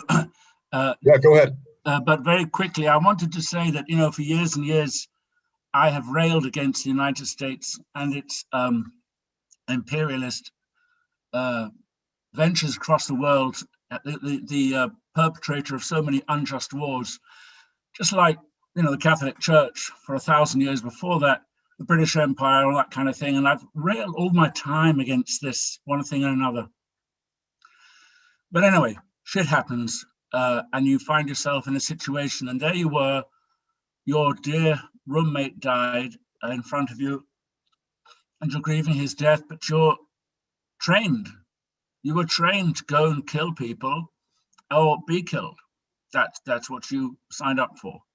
On Saturday, I attended and I was the chief entertainer at a wonderful memorial for another great Marine friend of mine who has spent his life in after Vietnam, spent his whole life in the Foreign Service. And one of the memories of while we were there was the U.S. ambassador was there for Guatemala, was at the event. Was it down by you at Quiet Waters Park, Skip? Mm-hmm. Beautiful guy, but spent his whole life doing the domino theory in South America and killing who knows how many, or allowing CIA agents and other people to throw whatever. And I've railed all my time against these things, but it's not what's outside. I'm never going to be able to make a difference about unjust wars. Only it's just like I got an icon here. I'm just going to grab it. It's not the unjust war that's outside. It's the unjust war that's inside. Let me just show you this icon. This is an icon painted of Maximilian Kolbe. You may know that guy who he died in a concentration camp because what happened to him was instead. Yeah, we can't hear you past the icon, Okay, Brenda. Can you hear me now, Skip? No, No, it's you can't. okay. There you go. There's my voice, and there's the icon. Can you hear it, Skip? Yes, now I can. Beautiful. Well, you see, what happened was this. He was killed because he, rather than let a family get gassed, he put himself ahead of them first. But you see what he says? And this is what I have to remember. It's not the unjust wars that the Nazis were fighting, the Americans, the British. It's not you, other people out there that I need to be concerned about. It's the unjust war inside me. Yeah. It's what's going on inside me, which is the thing that's going on. And then the other thing I wanted to think about, that you made me think about, was you were talking about the golden thread. We all have them, and yours is beautiful. And I'm glad you were here to share your golden thread with us. And it's been a great blessing for you to be able to. I have many. Yes, I have many. In fact, every single encounter, because you're living an intentional life, every encounter sows a seed and stitches a golden thread into that life. And I thank you this morning, Skip, for sharing yours with us. Yeah. Thank you, Brendan. I just want to observe that, in life, sometimes we don't have a choice. And so, the fact that I served in battle in the Marines doesn't mean that was my choice. And as they say, nobody wants to fight a war, but we have to have people who know how. And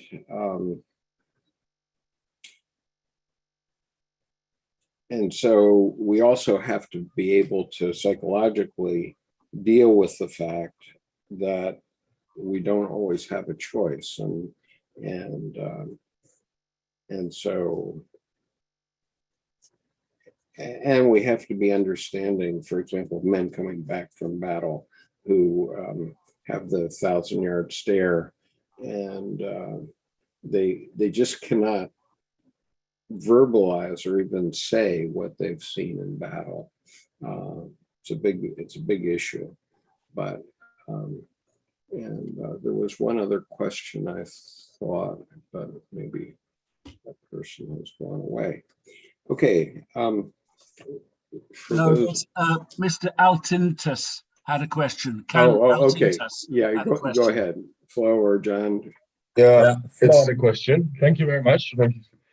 So the question is off a bit away from the topic. It actually relates to what you earlier noted about Jordan Peterson and his position as embodying the Logos, and that seeming to be something that society is longing for. But isn't it, or what strikes me as very kind of odd, is that there's such a suppression of the eros, as you mentioned, in general society, that and so would you, like, hypothetically think that an eros figure, so a kind of an eros figure would have the same impact or success, or is Peterson's success a kind of a sort of symptom of what Jung also in Ion, for instance, talks about, this kind of this rise of he refers to it astrologically as the Antichrist, and so on, astrologically speaking. Well, I'm not going to get into the Antichrist per se, but I will say that Jordan Peterson's work is a symptom of our age. And so far, I haven't heard Jordan Peterson grok what I'm talking about. Okay. And here's the issue, which I started this with, and that is that, there's nothing in the logos that is alive. Okay. And, we've been persuaded to be very rational thinkers throughout the 20th century. Obviously, a lot of my experience, a lot of my education and training was very logos oriented. And, that's the way we are. But here's the problem. That's not where our life is. Okay. And so, people who want to poo-poo the eros say, oh, well, that's the chaos. And they want to downplay women, saying, oh, they're just over there in the chaos. But, the reality is, yes, there is chaos in the eros, but it's also where our life is. And if we don't understand that, then we're in deep trouble. Okay. And so my favorite metaphor is my little red ball. My little red ball represents all the chaos in the world.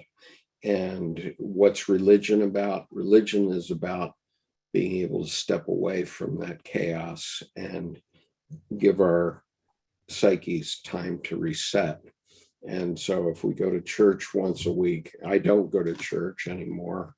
But if we have a religion that we can follow as a faith, then that at least gives us some time during the day and meditation or whatever to step away from the chaos and do some reflection.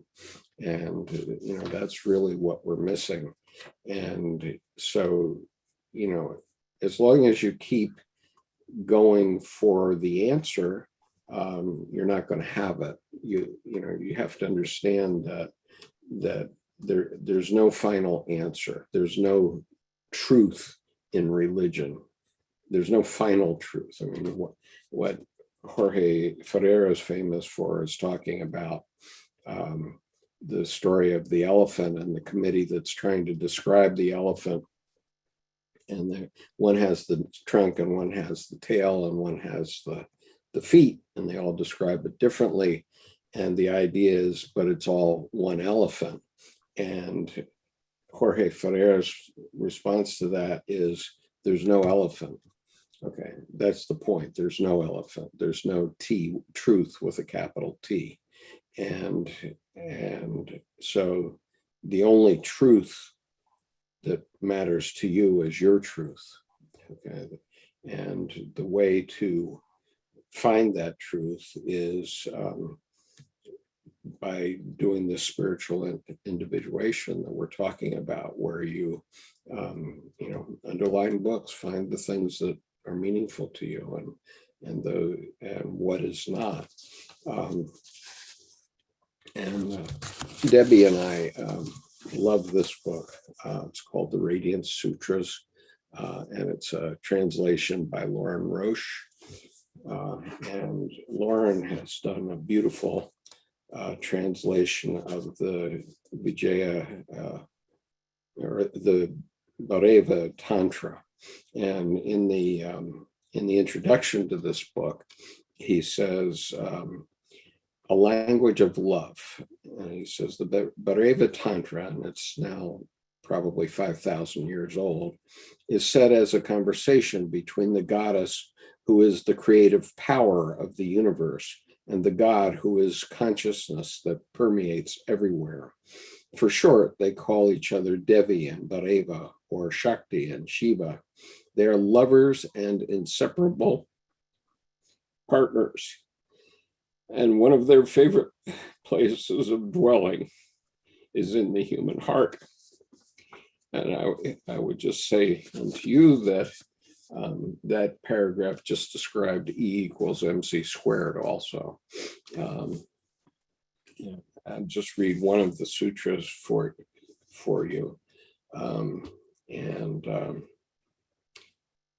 It really sums up the way I feel about religion, he says, or it says, but Lauren has translated it from the Sanskrit. Elaborate rituals and garish images may be useful in meditation when your mind is whirling with thoughts of sex, money, and power, wandering like an elephant in heat. Go ahead and use these tools, yet know, beating drums and blaring trumpets cannot summon the one who is already present. I am not a collection of incantations known only to experts. I am not a ladder to be climbed, a sequence of piercing energy centers in your body. I am not to be found at the end of a long road. I am right here.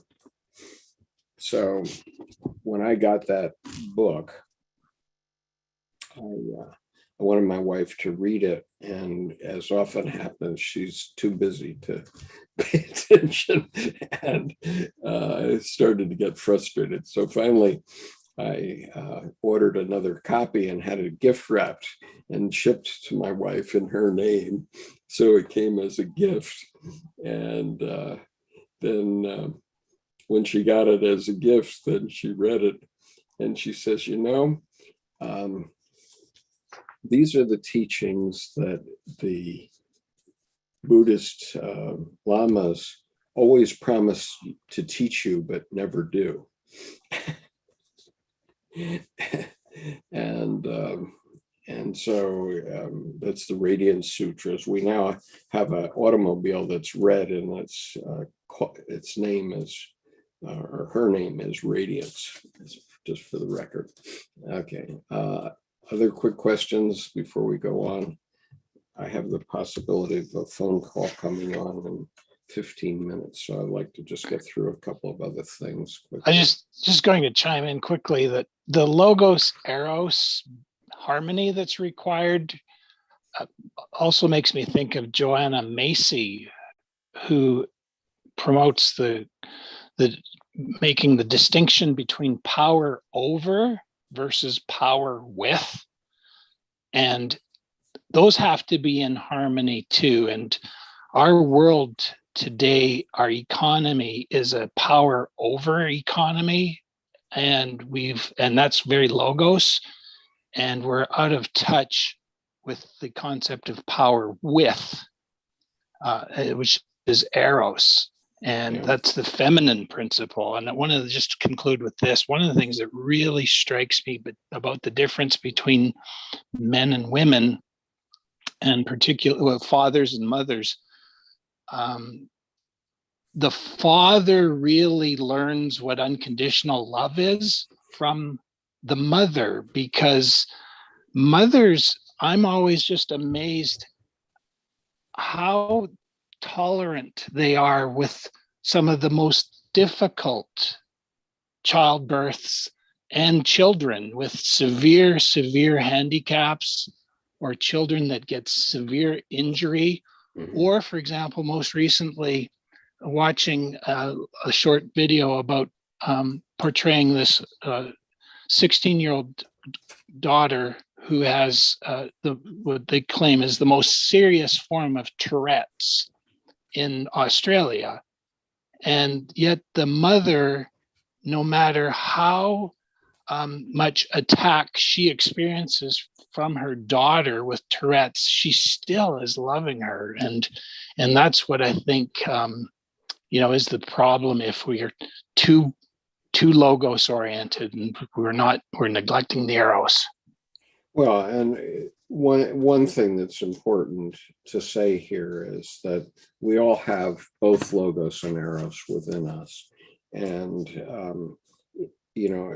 it's been mispresented and misconstrued to men in the 20th century and recently as too feminine. You're effeminate if you're weak like that, right? If you're worrying about the lovey stuff. But we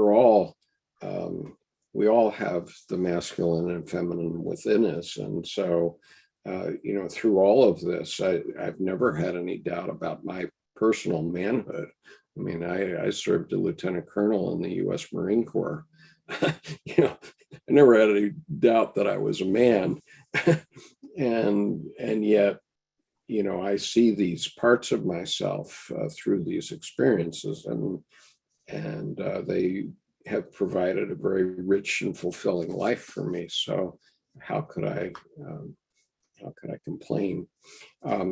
Okay, let me just wrap up a few more points that I wanted to make. You know, I made the point at the beginning: the journey is the destination, and Gertrude Stein's point about there's no answer. In other words, stop looking for the truth. Okay, I have so many people making comments on various videos I've done saying, but what is the truth? Well, there's no truth. And as Gertrude Stein says, there ain't no answer. There ain't going to be no answer. There never has been any answer. That's the answer. And,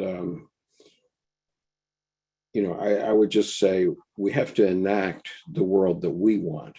The world the way we want. And our experiences in the U.S. on January 6th are a very clear case in point where we've obviously failed a large percentage of our population when they feel that they have to do something like that.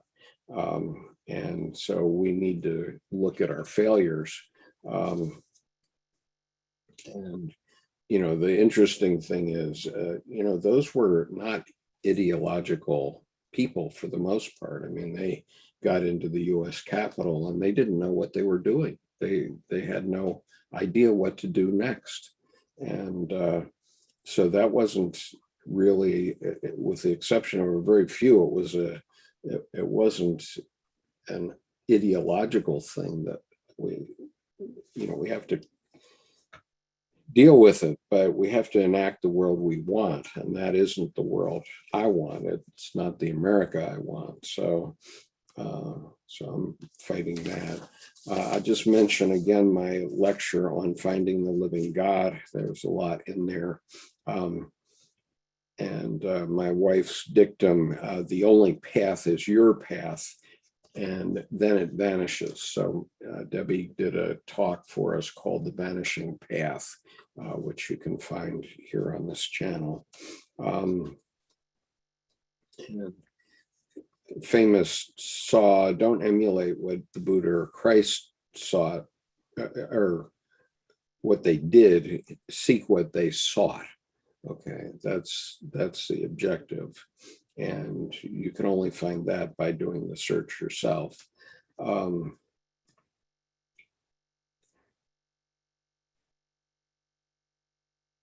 another point, we created God in our image. We create God in our image. God did not create us in his image. And so that's an important thing to think about. And our life is our chance to leave evidence that we understand that. And I want to give you the example of the Ranis in India, the queens in India, who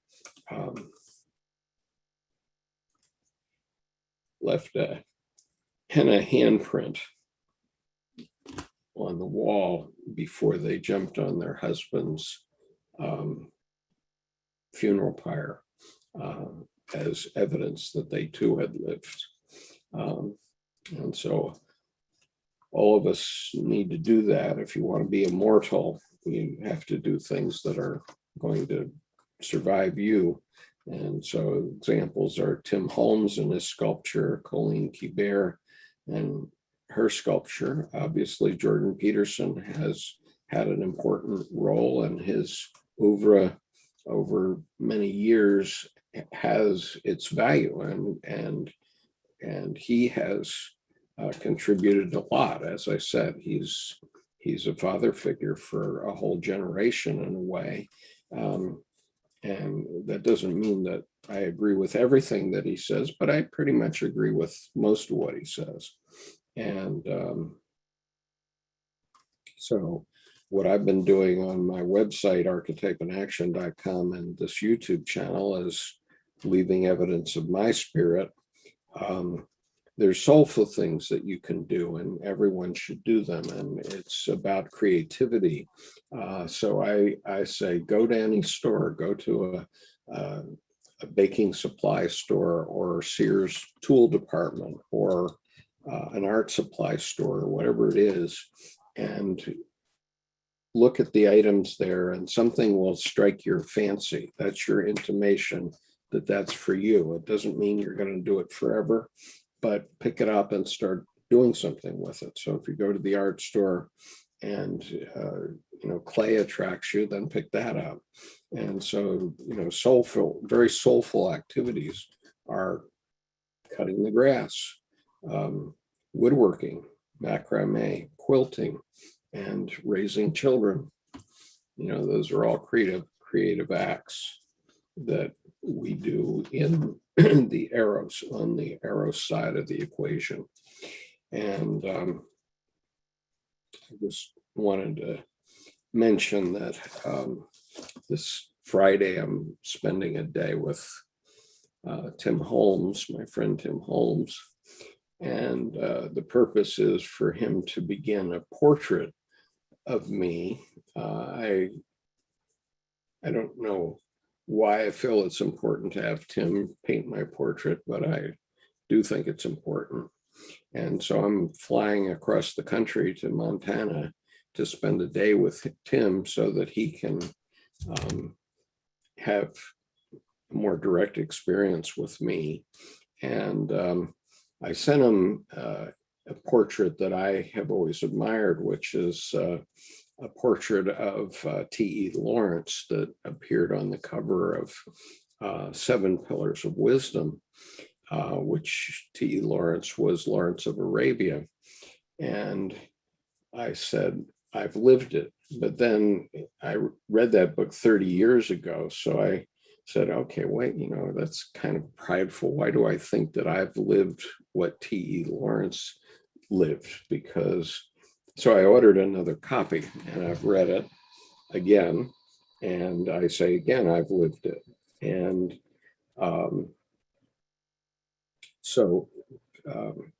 what does the most effective officer of World War I think he's the most effective officer of any military person in World War I. What does he have to do with my life?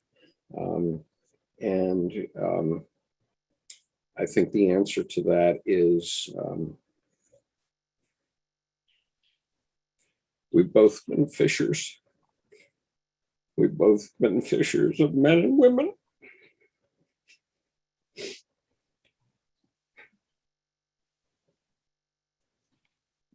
And so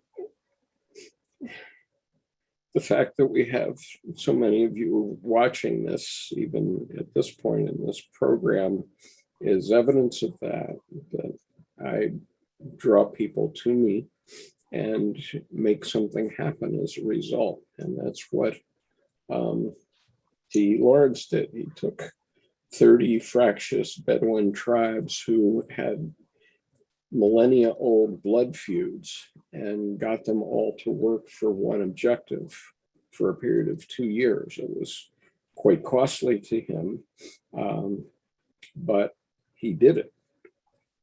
And so I can say with unequivocally that he was the most effective serving officer of all the people on all sides of the fight that were in World War I. There's no question about that. And if you read that book, you'll understand what I mean. And so in terms of your life, what you need is a platform. You need to do something, to decide what you're going to do. And what I've always done is I've always brought in the things that I need. And so that's why I've lived many lives and had many successes and also failures. But I was in Japan as an expatriate, in the early 80s. And my company was selling weather stripping, and albeit 50 million meters a year of it. But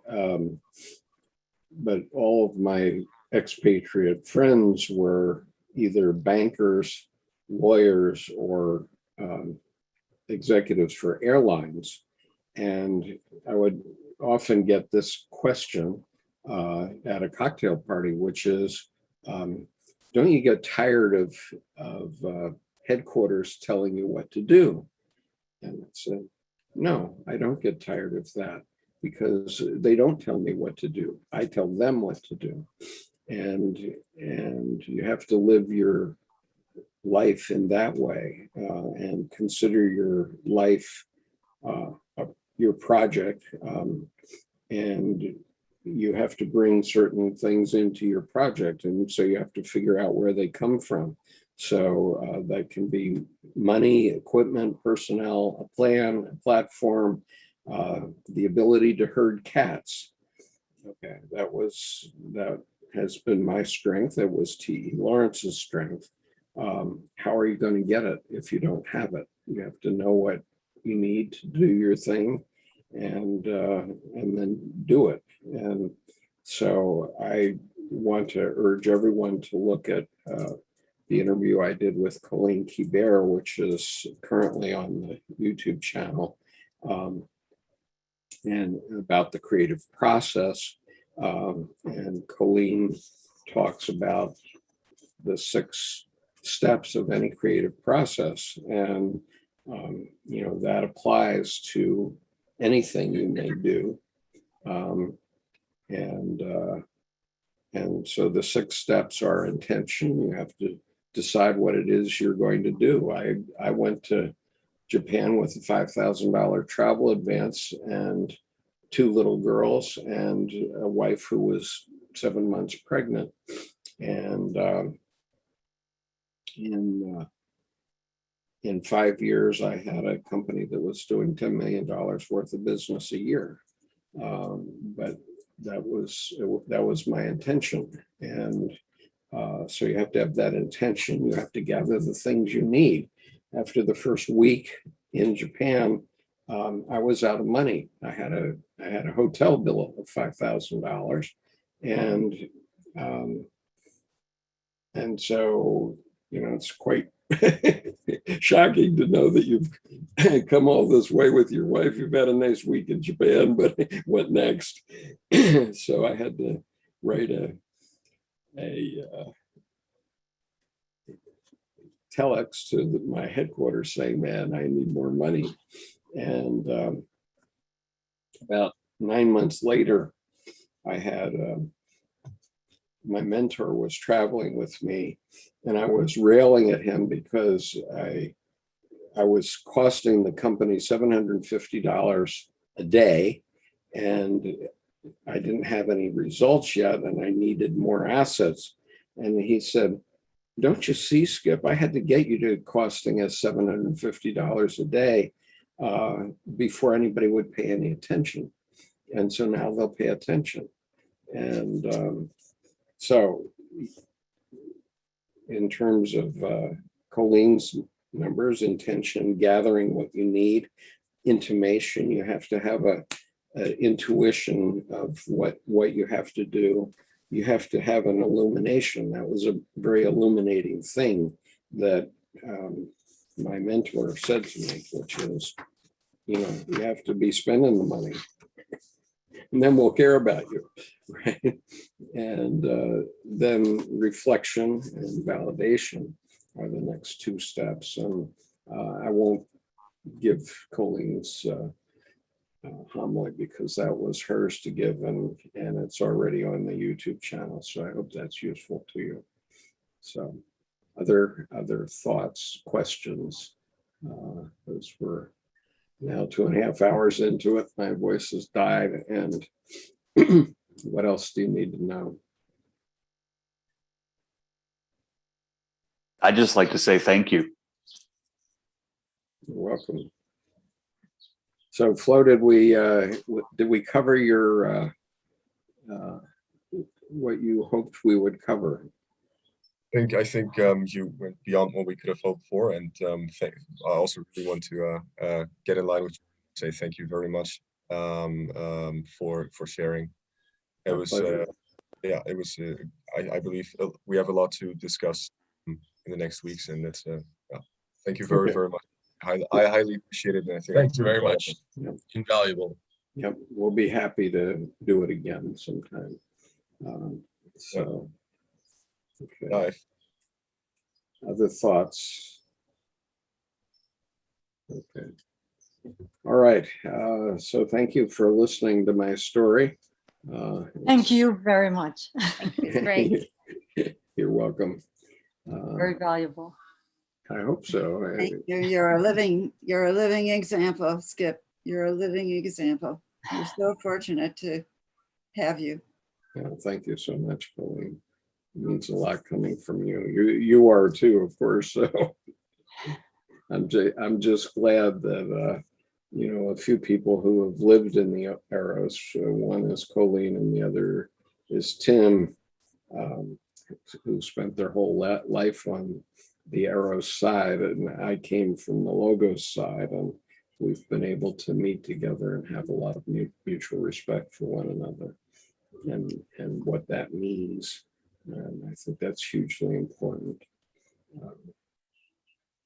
And you know, that's why I'm willing to fly across the country for a day and come back, because I know that Tim cannot paint my portrait unless he's actually been in my physical presence for a day, at the very minimum, obviously. And you know, I believe that a portrait has to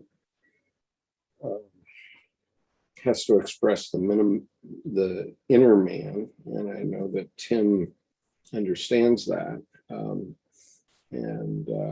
we've had a lot of rapport over the last year and a half since we've known each other, so I'm pretty excited to have a world-renowned artist who's willing even to consider doing my portrait. That's a terrific thing. So we can talk about why we're doing it another time, but anyway, I think it's going to be an interesting experience, and far more interesting than anybody knows yet, except for a couple of you. but we'll see whether that ever sees the light of day. So anyway, peace. Take care, everyone.